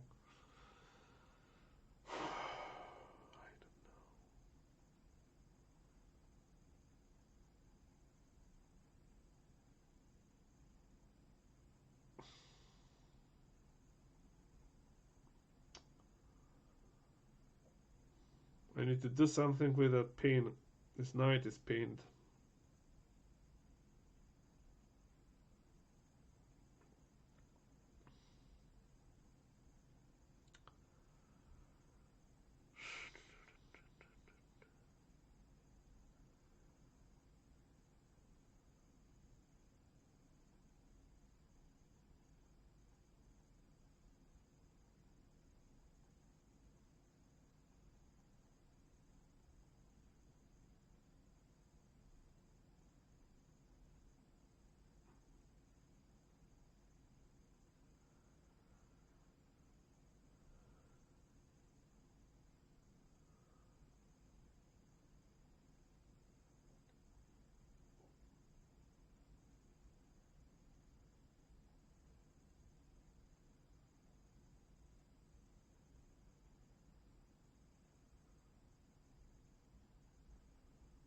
What if I take this pawn on b7, and if it will go with rook to b8, I'm just going back with my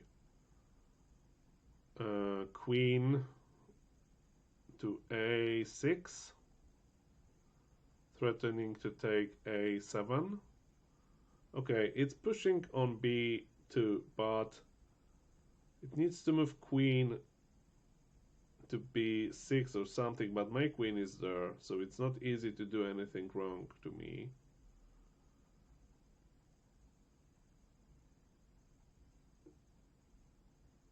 Now, if it will go rook b8, I'm immediately taking on a7.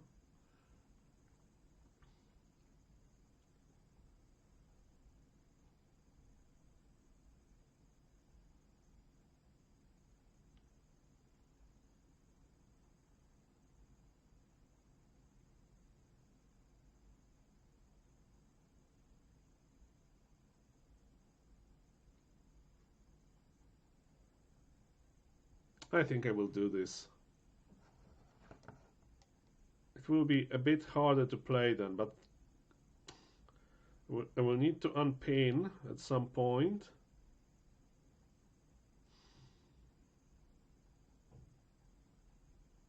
It can go out with the queen because it can attack immediately my bishop.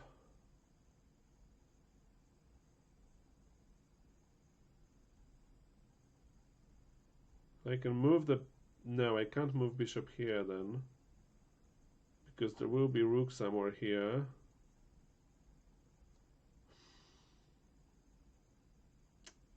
No, I can. No, I can't. Ah!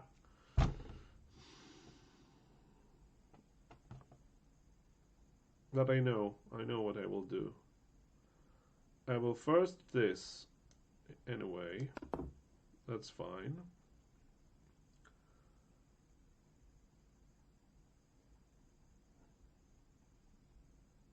That's fine. I want this. Now I will take the pawn.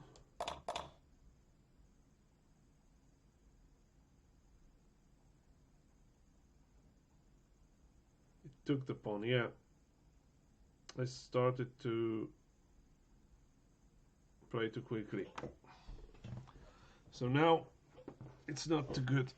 It's not too good now.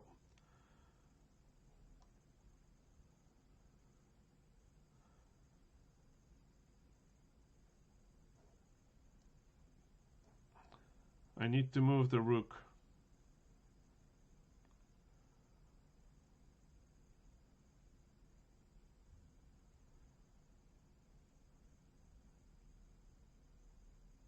No, I don't.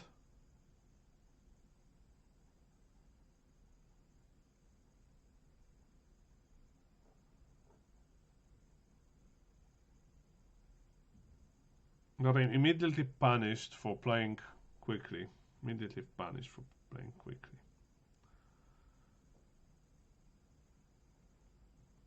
Just thinking, what if I play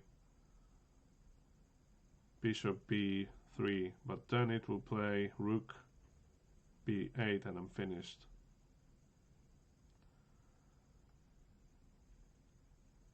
Now that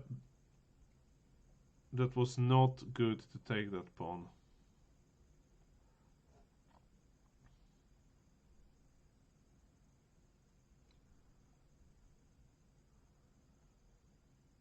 Now I need to move this rook. I will move it to f. So its next move will be rook b8. It has already this dangerous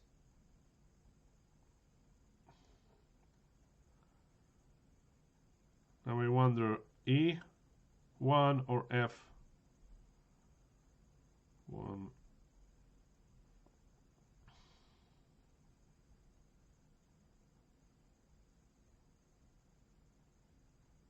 f1.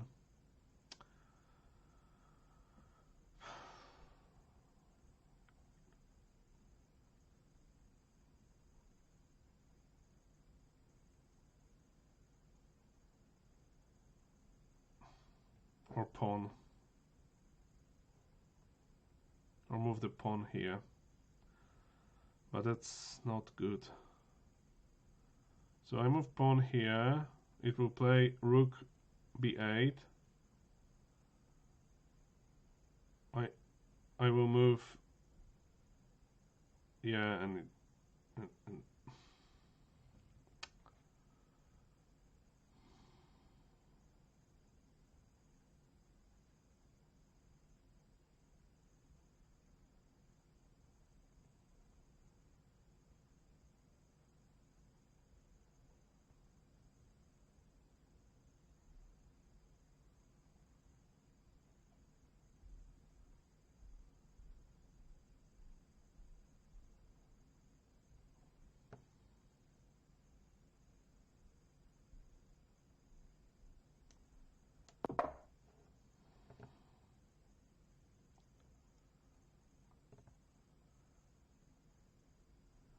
now I need to be very careful.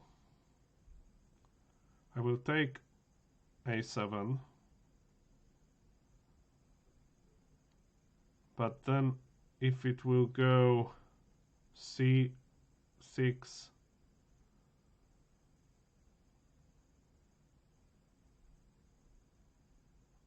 I can take c6, no problem. So it can't move queen that way. It can't move queen to g5. It can move queen to f6 somehow. So it will not land here immediately. So that's still protected, but this is... This knight can go in any moment. So king will be on d2. This is now it will be very precise now. And this...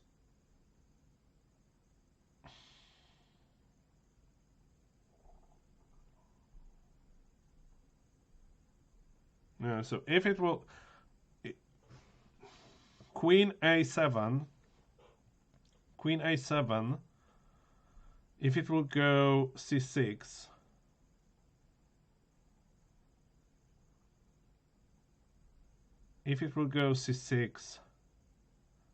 I will take the bishop on a4, it will take my bishop,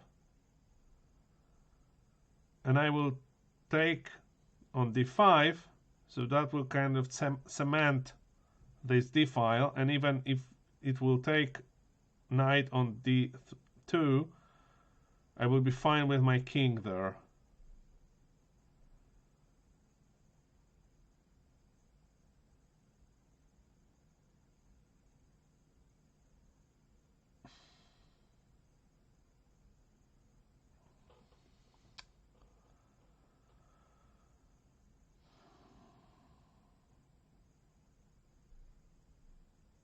The only problem is, what if I play a7, it plays queen c,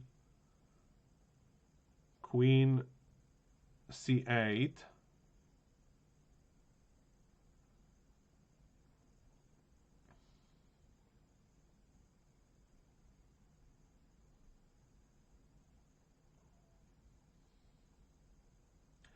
I take the bishop, it plays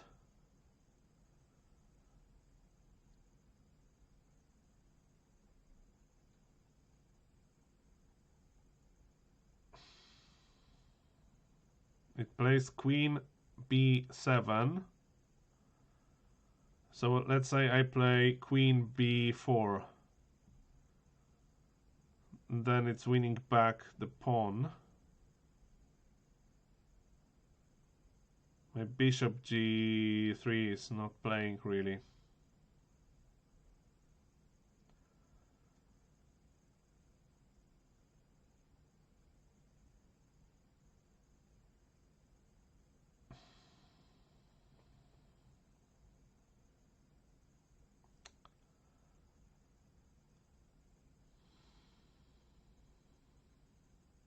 Okay, I can't take queen on a7 because the whole diagonal is occupied.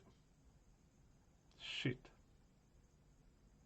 I can't really escape with the queen now. No, I can. I still can. Oh my god. Oh my god.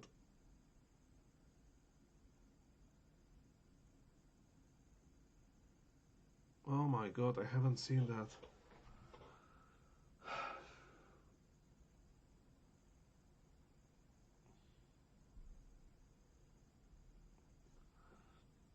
I still have a6. a6 is better. a6 is better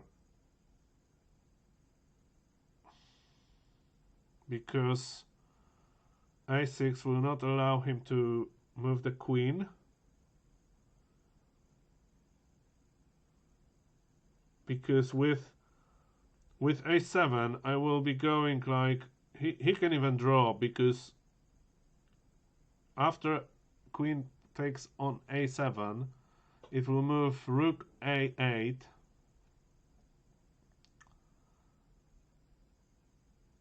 and I can't do anything rather than go to b7 again with queen, and then it can go b8 with rook, and I have no place to go but again a7, and it can finally, I don't know if it can, but it can at least draw.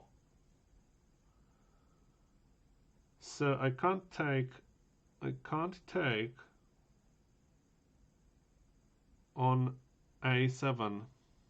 I need to go to a6. But then it will go bishop b5. And I will go somewhere on a2 and probably will be fine for a while. And then I will do something with the king and do something with the knight. But I'm not happy. I'm open that file, and also I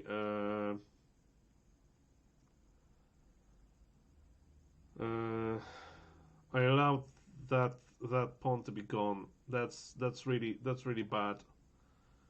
So okay, I deduced I need to go to a6, and whatever will happen, but I really can't do anything else.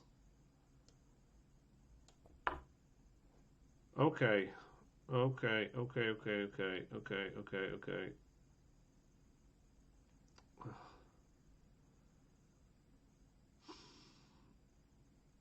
That's bad. That's all bad.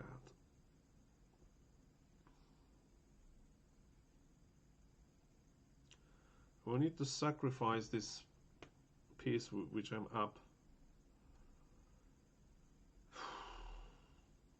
Why have I... Why did I take this pawn? I knew I shouldn't.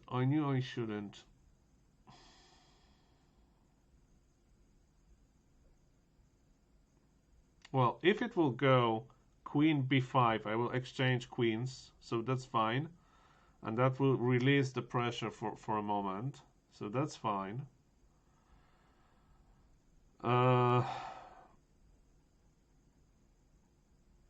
can't take b2 with the rook. It can't have...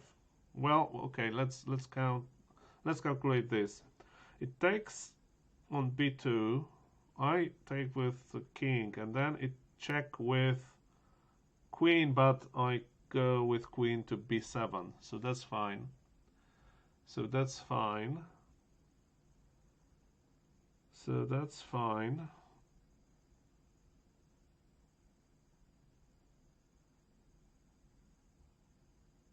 Now I want to do something to release that knight, and I can go because this rook is here. It's quite nice, because I can go f4. If it will take, it will take. I take with the bishop f4. If it will take, I take. we exchange bishops, and I'm good here. Now, but the problem here is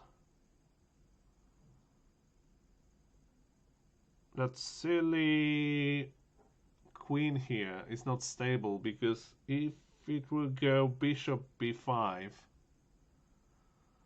if it will go bishop b5, I'm in trouble. Oh god, I'm so much in trouble. Oh, so much in trouble. I'm so much in trouble.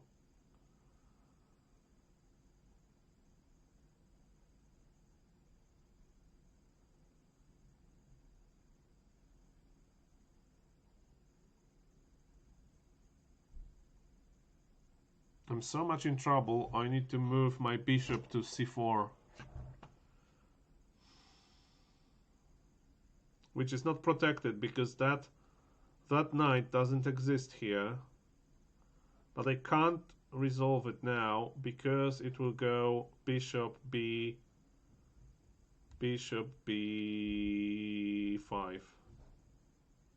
Oh my god. And it could do this. It could do this before. It just did it me a favor of not noticing this. It could do this. I so much destroyed everything with taking this pawn on b7. It could do this because the rook is here.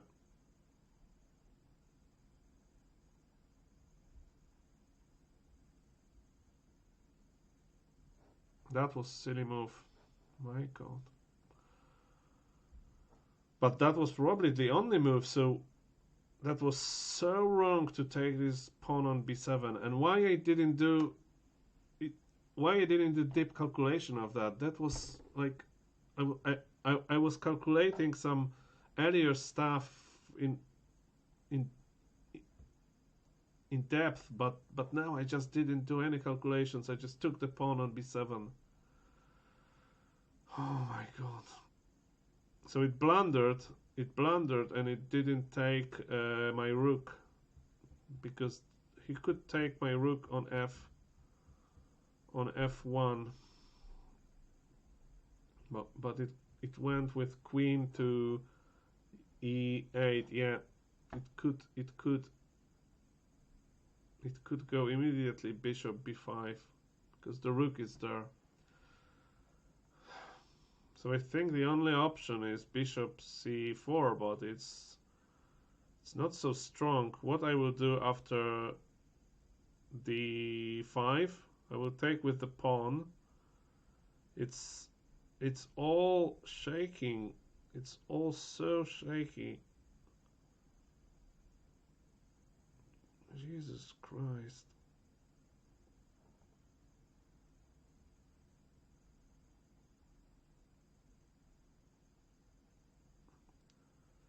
Or I need to move my queen now.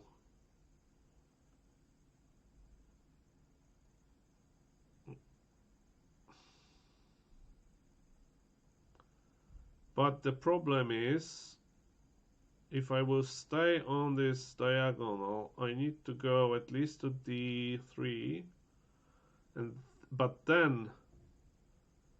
if I will go to d3 and it will go bishop b5, I can in theory close it, but then I will lose my bishop.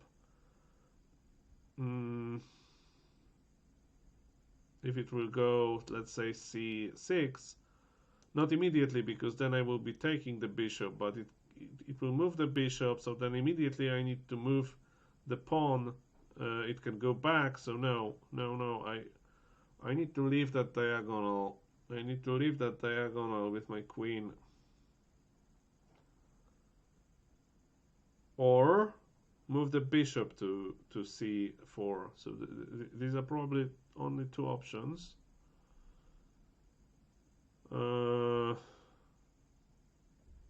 Only two options.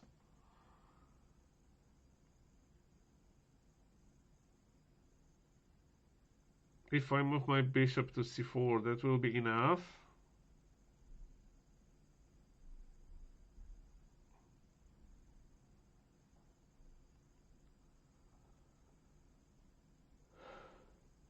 can move queen to a5, but I don't have much afterplay.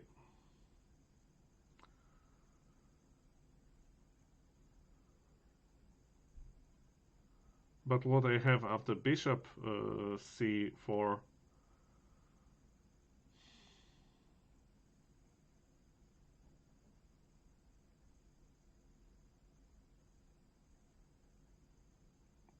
okay, I will go queen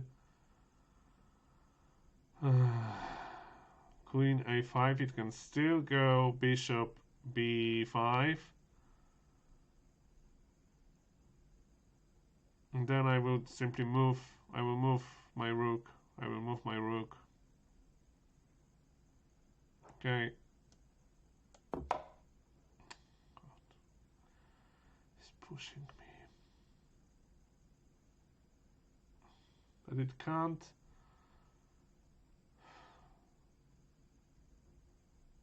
It's just pushing me.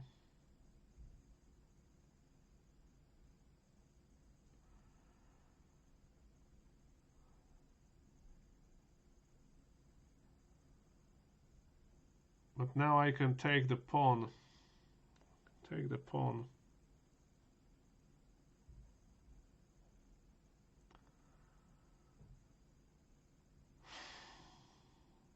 If it will go b5, well, it can go queen b8. Oh my god. But not if I will take now on... if I will take... I'm fine if I will take. Because then I will exchange queens.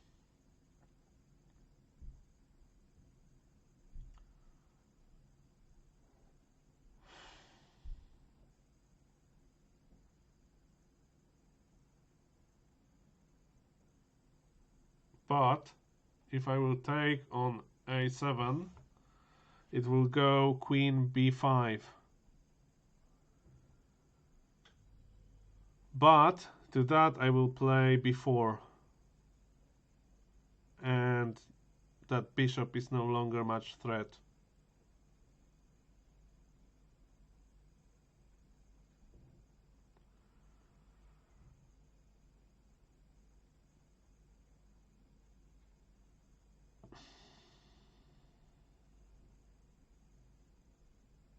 So I will take the pawn on a7 now. Can't do anything here because of the pawns. It can go c6.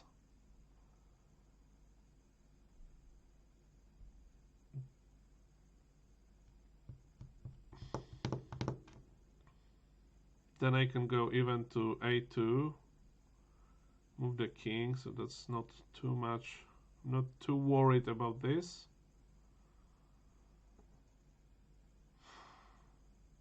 At least I hope so. Or should I wait? Because if it will play rook b5, I can take the pawn then.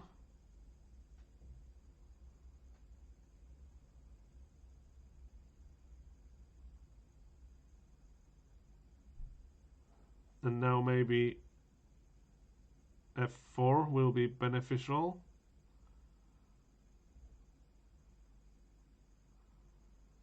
But it will pressurize a bit a4, but not too much. I will try f4. If it will take, I will take. Then it can pressurize it on c6. But there is still knight here, so I think I will survive it. Okay, that's fine. That's really good. That's really good because I was afraid of this bishop.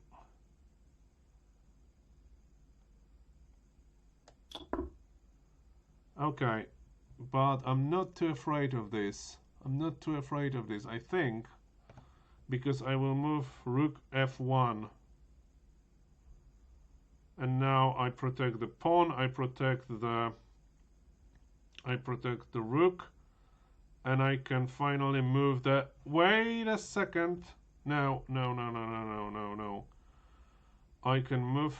Okay, so it kind of destroyed its advantage, I think. So rook f1 now. Rook f1. And after rook f1, it can't do much really, and it's in a few dangerous. It can play rook b5 then, but I will take on c.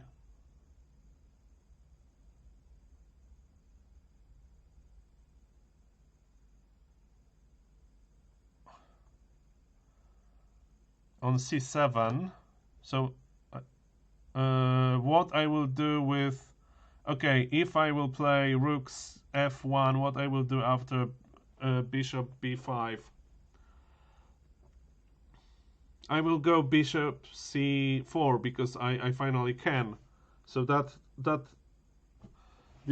disabling this bishop from h6 was really important idea. So I will be able to do this, and now I'm kind of but there is also this fork possible after this, so it needs to do something with rook or with queen.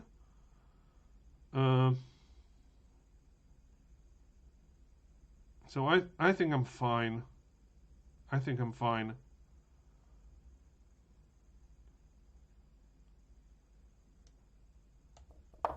Okay, that's defensive. That's defensive, and that's right. But no, that's wrong. That's blunder. That's blunder. I mean, that's right for me, but that's blunder for him because now I'm doing this fork.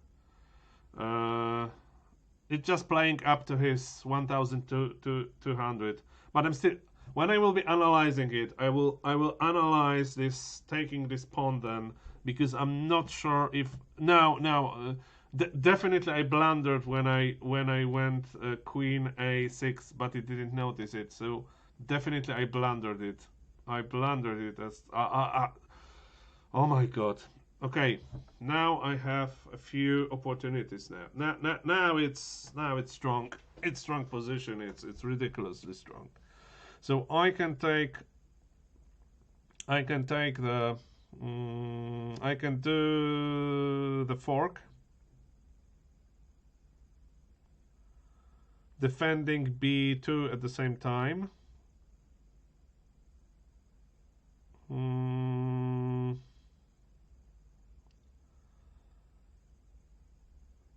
I am not strong enough to take anything on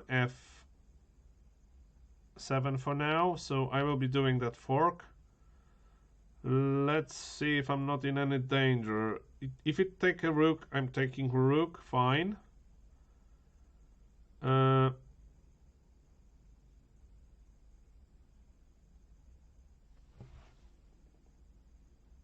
If it attack my queen, okay, it can attack queen. It can attack queen with b5.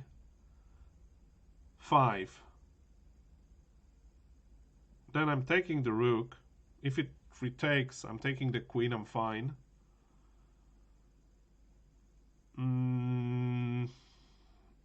If it, yeah. So if it attacks, so knight c4, rook b5, taking the rook. If it retakes, taking the queen. So I'm exchange up. If it moves the queen in any other way, the rook, even taking on b2, I'm taking the queen. So I don't think it will move the rook. It will move the queen. It it has really not too many options. It can go to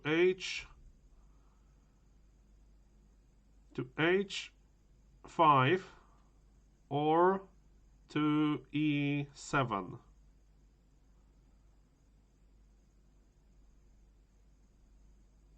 And it's asynchronized, so can't do much with its pieces. And I'm still pressuring f7, so it can't really move any piece. So it can take queen c3, but that's ridiculous. So yeah, I go knight c4.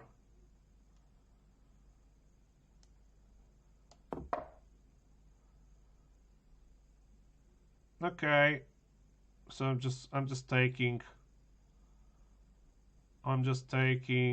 the rook. Okay, and now oof, all emotions are gone. So now I'm really pressuring it. Oof. Wow.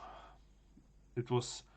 I think that was really the blunder. This queen a7. It could go bishop b5. I wouldn't have much to say.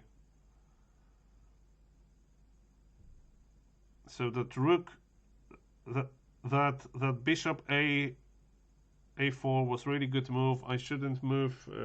Yeah, that was. I think it will went out with computer analysis when I will be doing it. That taking with queen on b7 was terrible idea. That was terrible idea. But because I play only with 1,200 rating, I'm still able to recover. Now, it protects f7 as hell. I can't. Even if I take it, but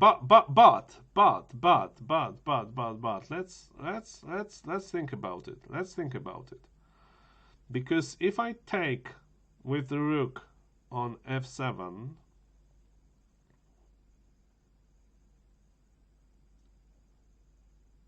and it will take with the bishop. I take with the other rook, that it takes with rook. No, nothing. Even if I will add queen to that equation, that's not helping me. But I'm going to move queen on. I'm going to move queen on a2 because now it can't push forward this pawn. Can't push forward this pawn. Can't move the king, I think, because if it will move the king, it has 3 defenders and I have 4 attackers.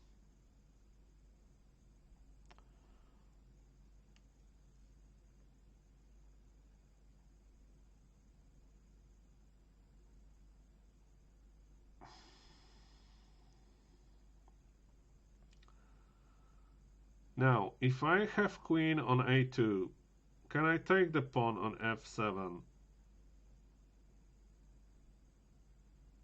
Starting with the bishop, it takes with the bishop, rook, queen, king, and I have the same number of pawns. We have the same number of pawns, so yeah, because it's 4-4. So I can't really pressure that too much.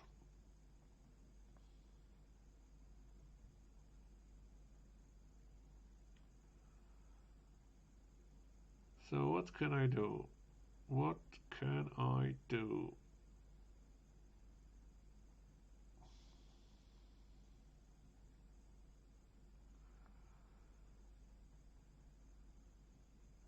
But if I take with the bishop, it will take with the bishop. And I will not take with the queen, but I will...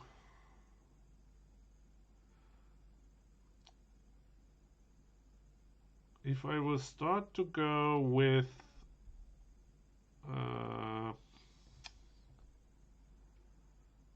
if I will start going with h-pawn, so I think...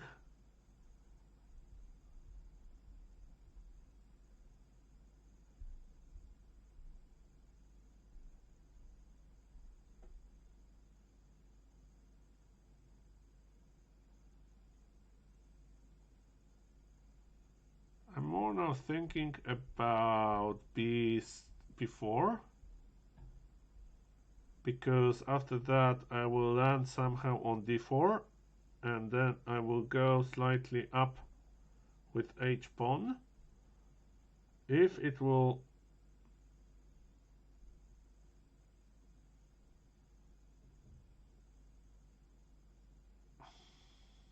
So queen b4,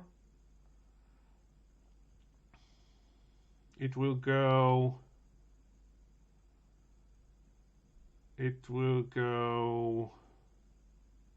because if I go queen a2, I will never...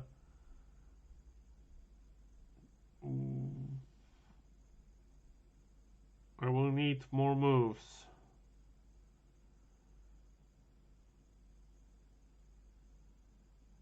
But it can go... If it will go c6, so c6, c6, c6, and I need to go with bishop somewhere, but I can go back with the bishop. Can't really move queen. Can I trap the queen? No, I can't trap the queen easily. Yeah, so I will go queen b4. Ah, it's smart. It's smart now. It's really smart.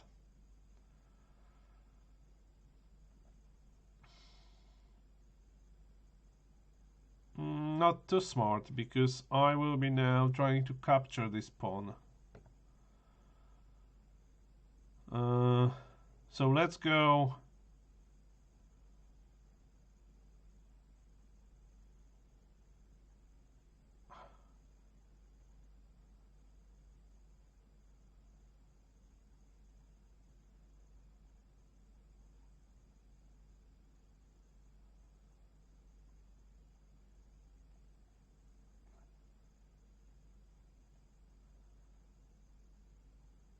If I go queen c4, I will keep pressure on f7.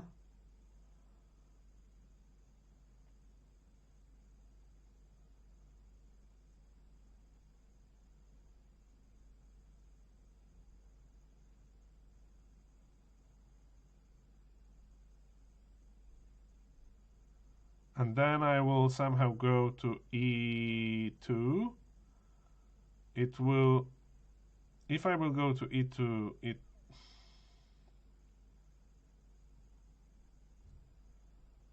if I will go to e2, it will defend its pawn by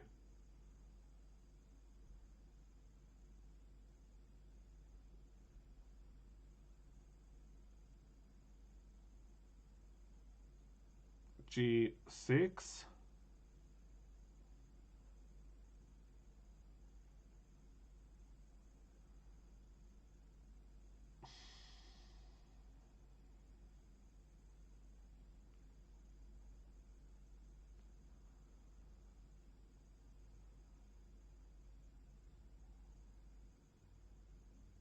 Well, I don't think I can do anything else than queen c4 now.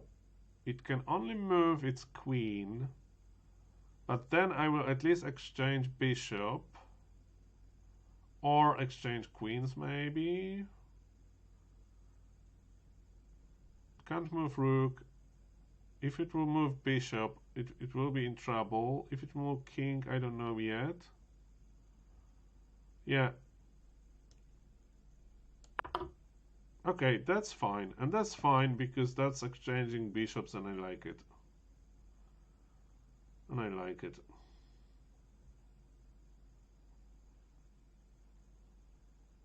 I will gladly exchange this bishop.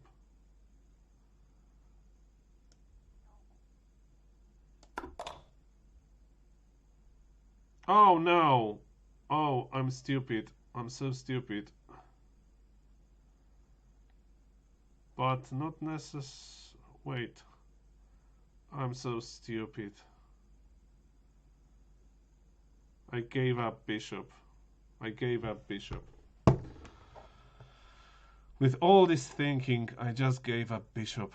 It's so hard to concentrate, even when I talk about positions. But I will be still up. I will be still up. But I just wonder, can I do something smart? If I would take... No.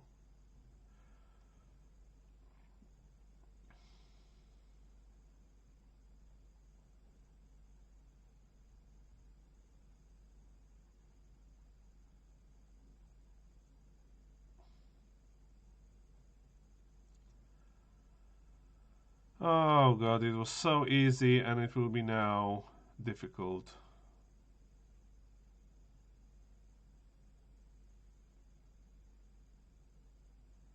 To play this against this bishop.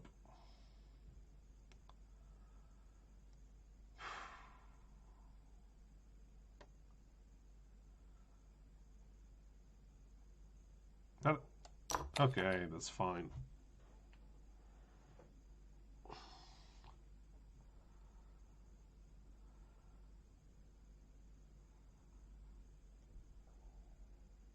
Now, I want to support this pawn, I think.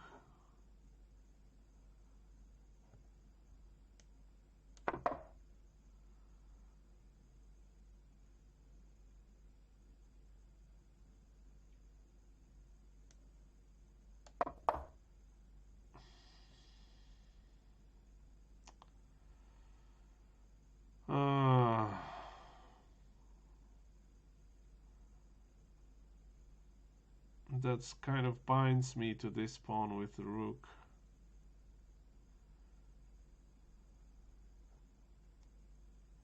But for a while, it's okay. No, it's not. No, it's not. No, it's not.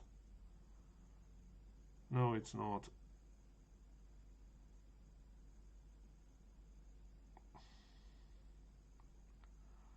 Because after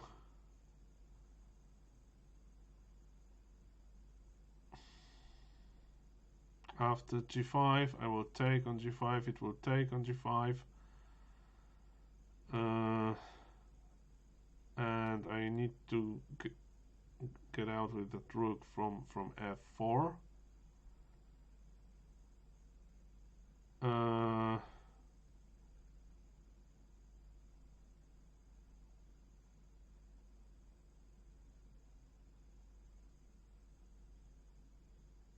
I can't really avoid check.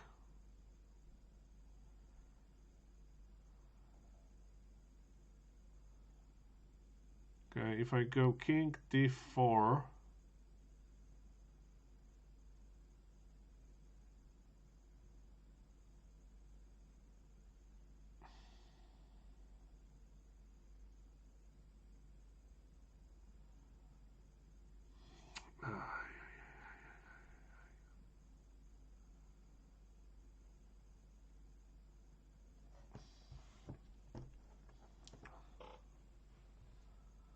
I just got tired, in fact. And I have now, okay, 5 moves. I should, okay, take it easy. I should still win it. However, he is 2 pawns up now.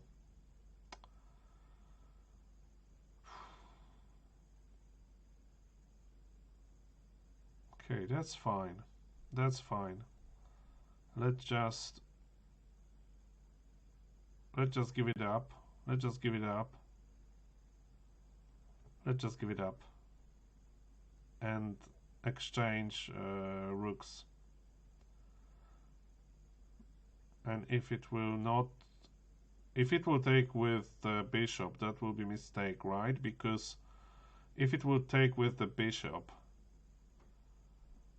after, let's say, so I'm going king d2 because that was mistake. I again, okay, it's so clear. With each move, I need to have the same concentration. It's just hard because it's a long game, but clearly I need to have the same concentration each move. And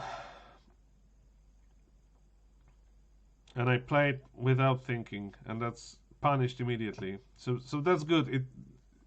It's kind of good. Okay, so I'm counting now. I'm withdrawing to d2.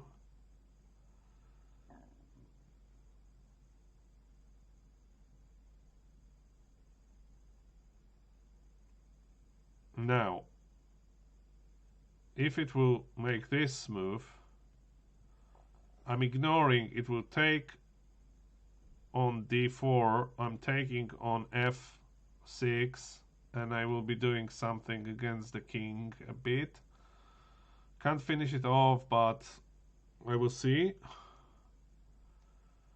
It should give me something. I don't know. Maybe not. But I can at least maybe take this pawn down. Then I will move. Okay. So I'm still thinking, because maybe I should go d4. But if I will go d4 after the same move on f6, taking on f6, it's taking e4 with the check, and that check is a kind of nasty because I can't go to d3 because it will then wins queen, wins rook, so I need to go king c4. No, I can't. Well, whoa, whoa, whoa, whoa, whoa, whoa, whoa, whoa, whoa, whoa, whoa, whoa, whoa, whoa. I will be losing rook if I go king d4. I will be losing rook after king d4.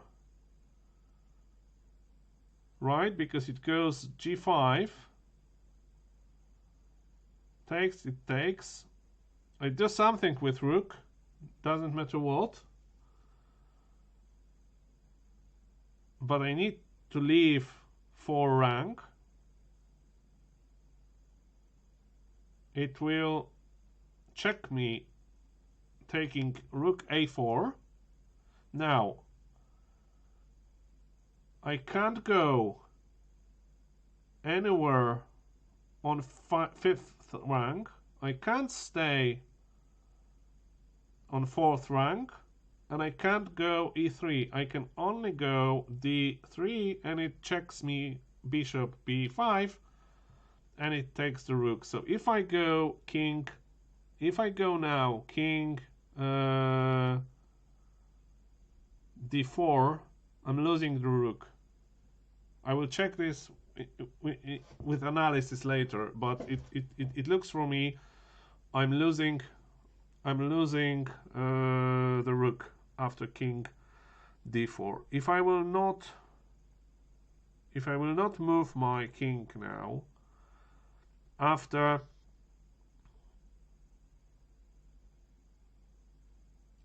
g5,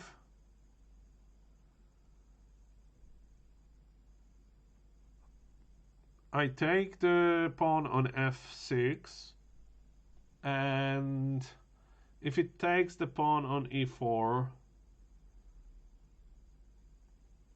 what, I'm moving safely on d2, so that's fine.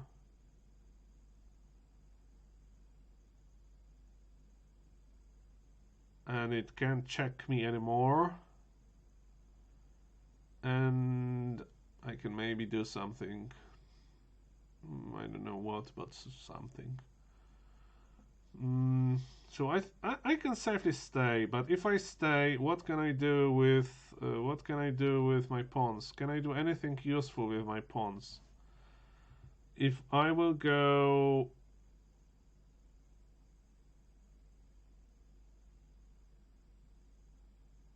G3, does it make any sense? No. G4, it makes a lot of sense. G4 makes a lot of sense, but it's because if I could exchange like this, that's fine, but G4, it plays G5. Now I need to do something with rook.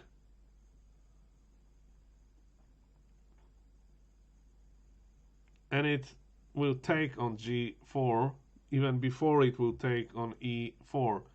So that's not good. That's not good. I might go G3 now, because that at least, yeah, because if I will not G3 after it will take on E4, after this move on G5, no, because then this pawn anyway is not there. So but no, so that's if it will take with the bishop first, then G2 will be in danger. So I need to think about it. And taking with the bishop again is dangerous, because that might cost me rook anyway. But not so quick. But anyway, calculating, I will go back with king to d2, and it will decide to take. If it takes with the bishop,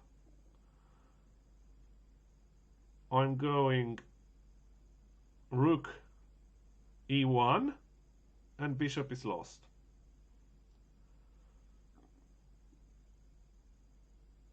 So it can take only with rook, and then I'm exchanging those rooks, losing a pawn, but I'm rook against his bishop, and he has 2 pawns up. So if he were a good player, he even might win it.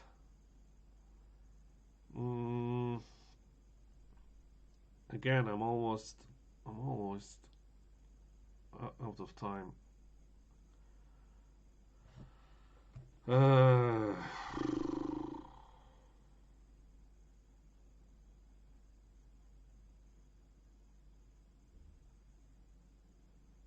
So I can stay with the king, but that's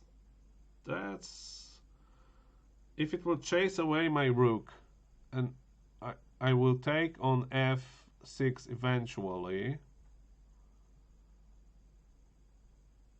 I will take on f6 eventually. If it will take with the bishop, I need to go away with king, so it will take g2 anyway. So I need to, if you take with the bishop, yeah, if you take with the rook, it's a check. So I need to go somewhere, probably still d2. Yeah, so I think that's okay. I think that's okay.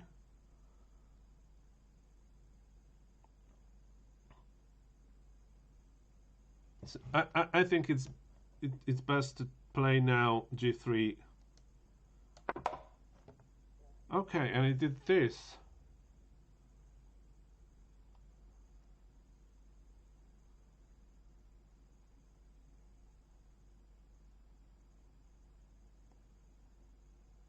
So then it will not, it will take it now, but I can take it on f5, so everything will be very similar.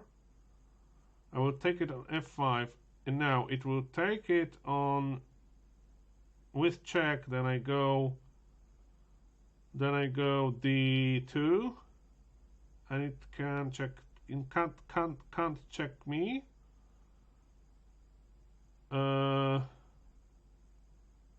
If it will take it with a bishop, it's attacking my rook at the same time. So I need to go away, but then it will attack my rook, and it will attack my rook and check me. So I can't take this pawn. I can't take this pawn. But it will be able to check me now. So if it will take with the bishop,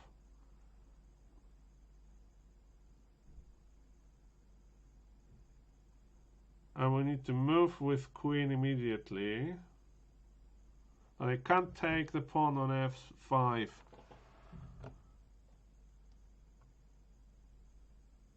Or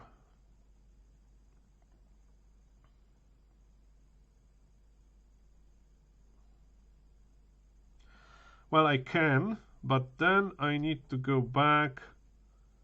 If it will, no, I can't.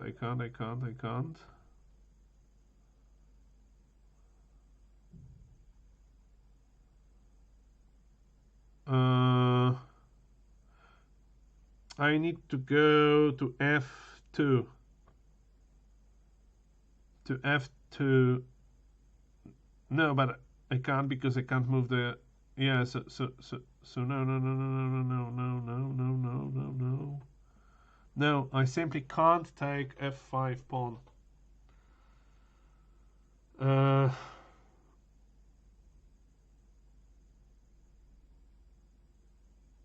my god.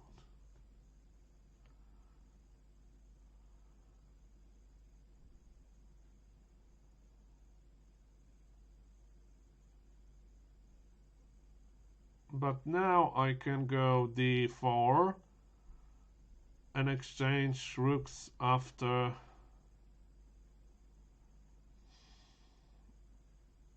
It's terrible. It's really terrible. If I push forward, it will take with rook. I will go d2. I will go d2. And that's it. It will be not able to do much more, and it needs to protect pawn on. And if it will take with the pawn, I will take with the rook. So yeah, I prefer to go and lose that pawn that way. Now I can even go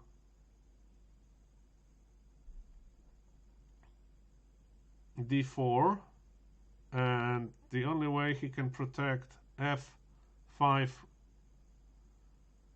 is by going bishop d7, but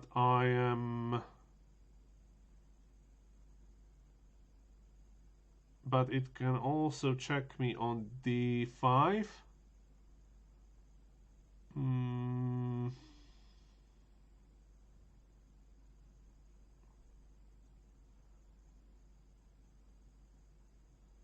So now that may be waste. I don't want to be checked on d5.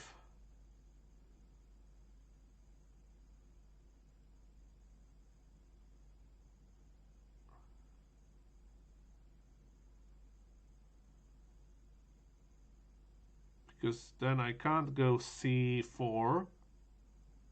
So I need to go back on e3. It can go back e5, so there's no point. So now d2.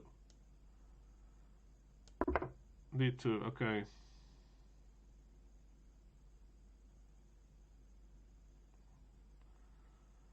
And I need to evacuate somehow these rooks from here.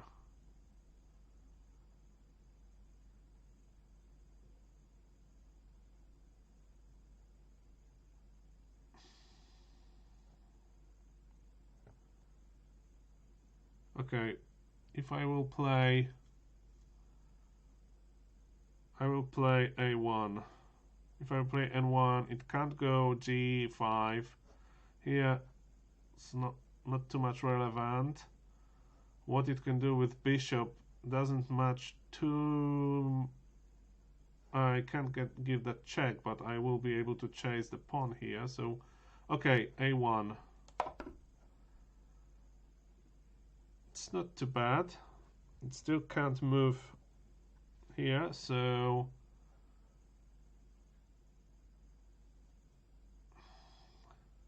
I will go A7.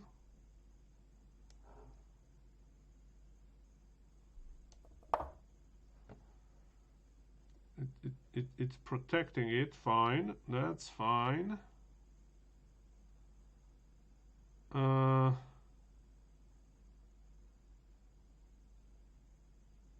Can't check. Can't check.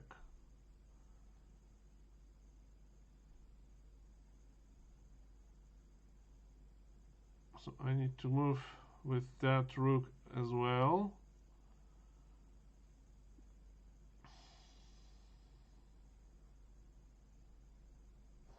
Can't go there with the rook. I need to somehow maneuver with rook to that square, but I will be able to do this. Okay, okay, that's fine. And it can't move the pawn now, so that's really good. I will go to F1. Go to F1.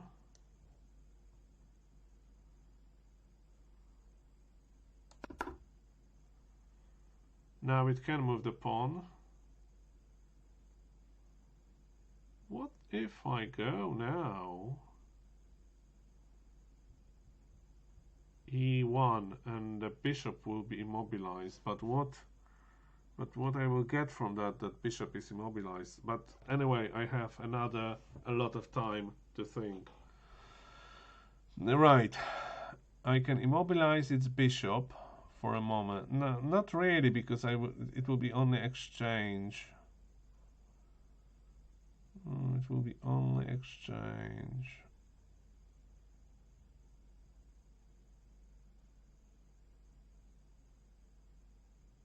And what? Even though what?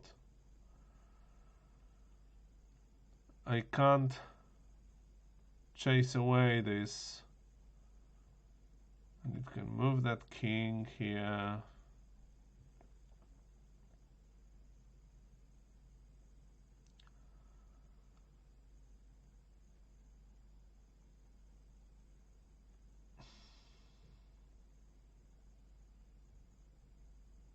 So it will move the pawn. I will exchange. I will exchange rooks. Or no, I will go to A1. Maybe I will win that pawn. No, not really. But it's probably better to move the rook. If I will place rook on E1, what I will gain? Nothing. Nothing. It will be immobilized there. So A1. Okay. Okay, that's better. That's better.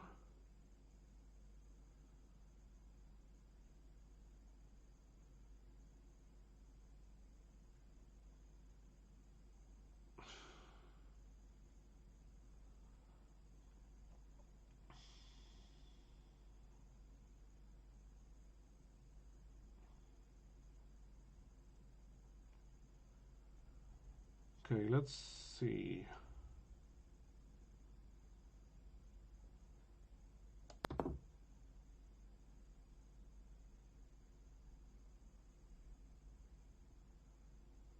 So now if I play c4, I will only force exchange, nothing more.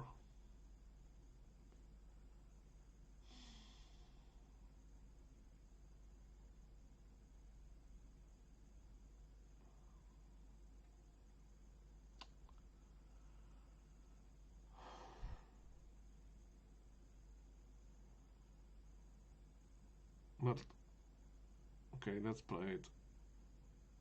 But then it will go c5. I need to go back with the rook a4. So maybe that we will see. Okay. No, no, no, no, no.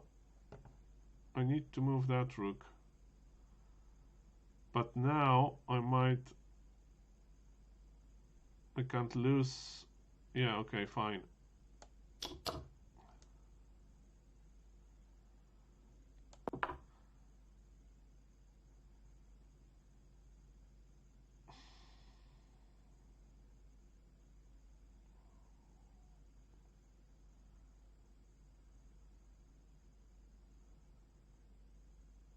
think that's okay.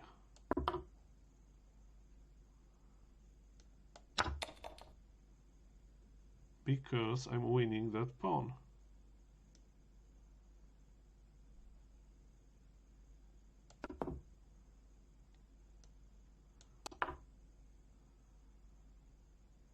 And this is important.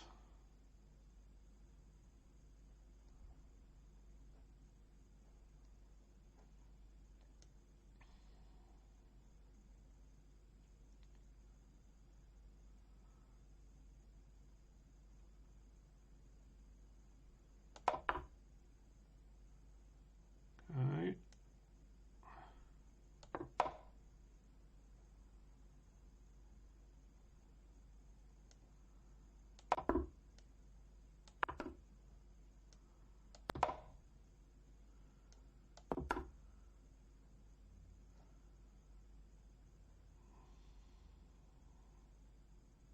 Okay.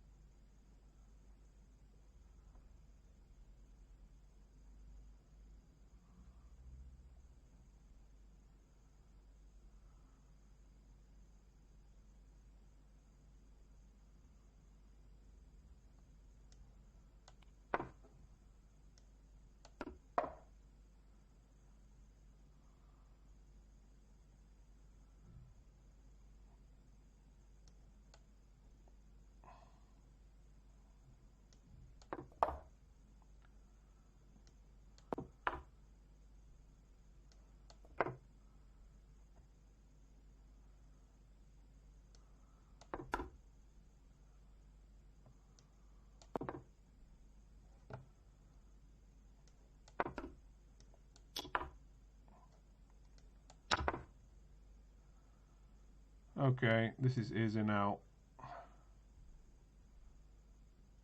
Not really, because I made a mistake.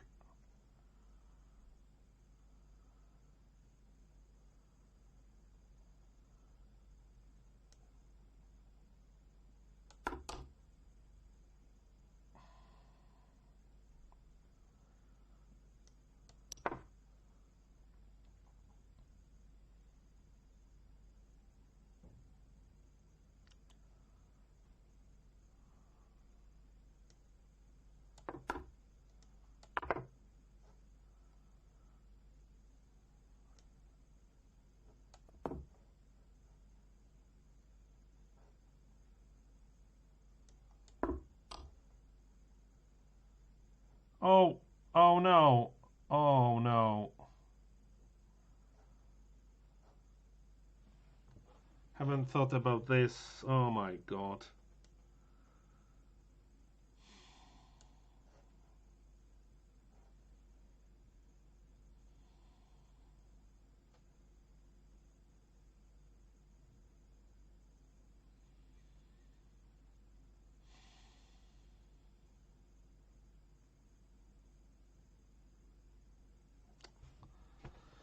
Just lost. I just lost. And that was one. Just played too fast now. I'm just punished again for playing too fast.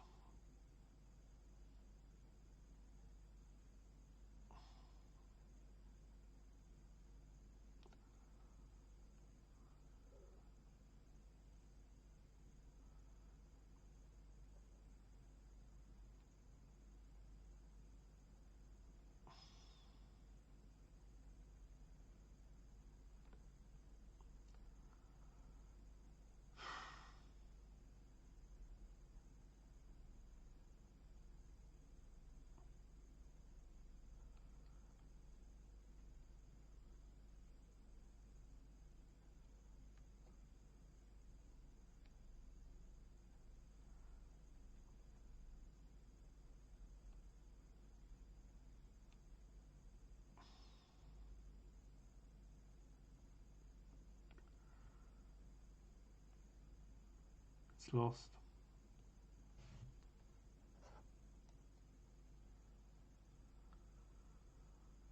It's lost because if I move anywhere, it's take the rook, and then it will always block my pawn, and I will be too slow to get to that pawn. So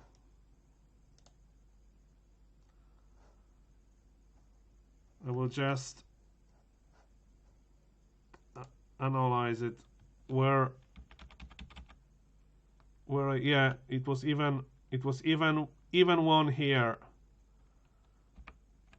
even here I could just take the stupid pawn, but I did this stupid thing because I haven't noticed the check, and I don't know, I haven't noticed it will be taken by the I don't know. It's just absolutely stupid. I somehow managed to. It was good all the time here.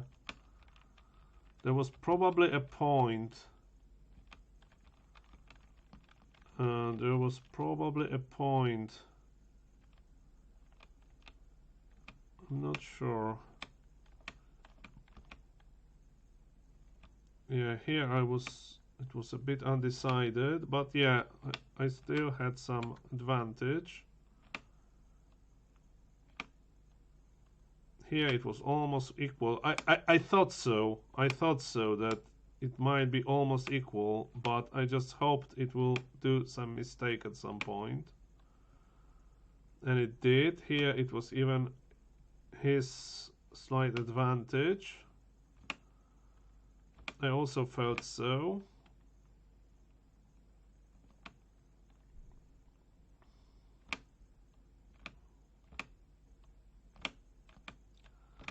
That was this silly moment. It was I could do a lot of things. Or it even wants to go e2, exactly what I wanted, but I somehow thought I can exchange bishops without thinking that it can just take my bishop. That was my so easy miscalculation.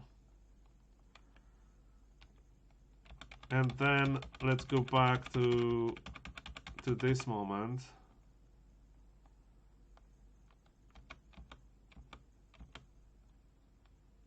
Yeah, I watch my. Oh, I could take the pawn. That was still fine. That's the problem. But that was even not disastrous. It just equalized. So that's fine because I could still win.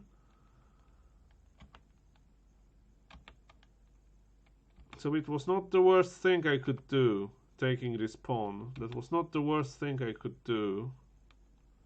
But definitely I didn't need to. I didn't need to. I was just fine without taking that pawn.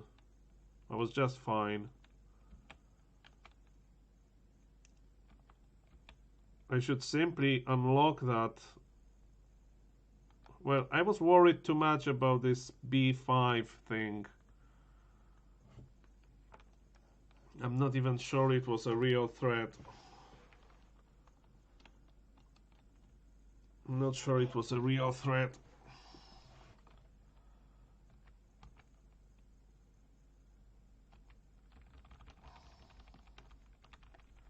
So everything was fine here. I spent definitely too much time thinking about those exchanges, or maybe not. I learned something. But to that point, I played everything right. And here it just blundered the bishop. So I'm happy I detected that with some analytics. Probably too complicated for that move. I should see this immediately. So then I got advantage. Yeah.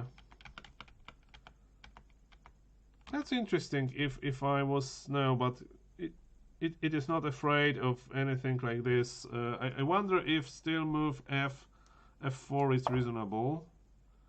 It is, but it's like spoiling no, because the rook is not here. So no, sorry, that doesn't make too much sense.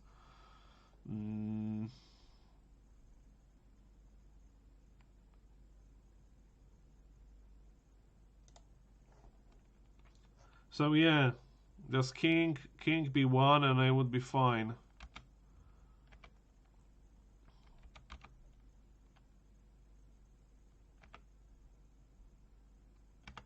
Just king b1 to dissolve that problem. And let's see if b5 was b6 was an option, but let's see if b5 was. No, not really. Just takes. I can take with the pawn, and then even with that rook here. So let's see that.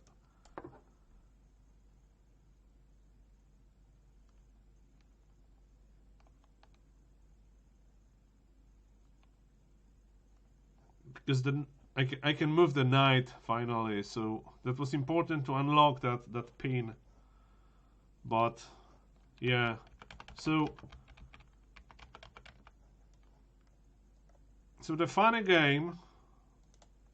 I lost. It's 3-1 now. I lost that game.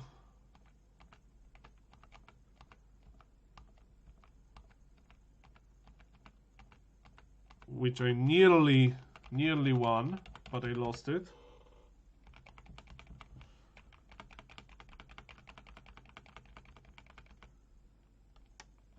Here I had so much advantage.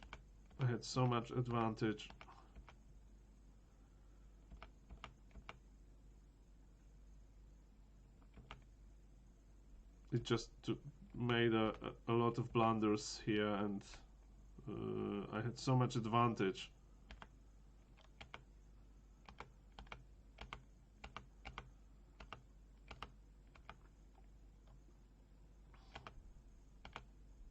Now I should take this pawn first, d4 pawn, because if I went king e5,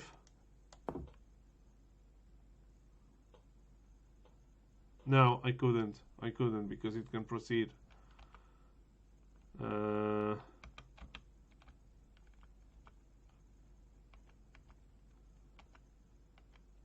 I was thinking, okay, if it will go, yeah, that was dangerous game, because if it will go d2, I will always be able to go d1 d1 and then take it, but it go closer with the king, with the bishop and the king. Now I did it probably too early. I still didn't need to, so I could just go with that pawn. Like, let's see, if I'm going with that pawn, d7, bishop d7.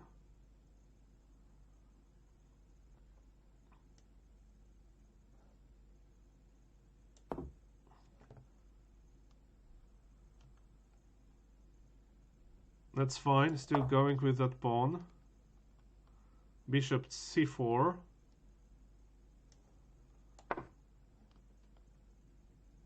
Really? It was that?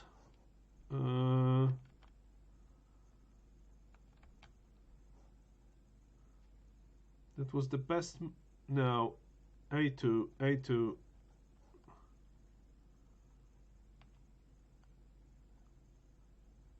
So let's go back here. So now the bishop d5. It's f7. f7. No, bishop f7 was his best move. So for that I played f6. Now it goes wherever it wants, really. d5.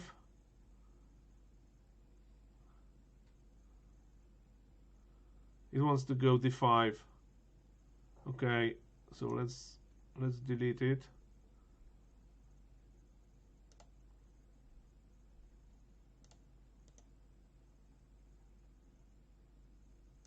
And let's go, if it wants to go,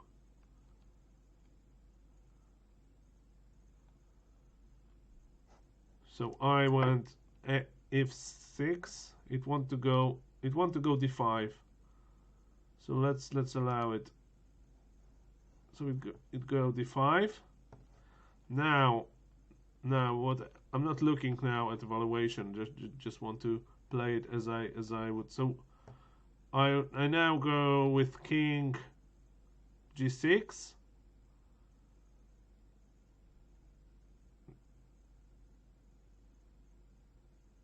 If it will check me, that's fine. I will go g7. So g6. His best move, he wants to go e6.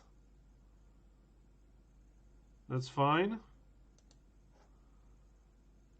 Now, without much problem, I'm going to exchange the bishop for the pawn. So I'm just moving here. It even doesn't care. It goes e2 because it's made e15 now. It's c already made. But let's say it will take. So I take, and now, well, it's clear win. It can't really do anything. It's even made in 10. So it was so easy. It was so easy to win. It was so easy to win, and I lost it because. And this is really this is really something which probably the only explanation I was tired, because nothing forced me to play fast. I could still consider very carefully each move, especially that I had so big advantage.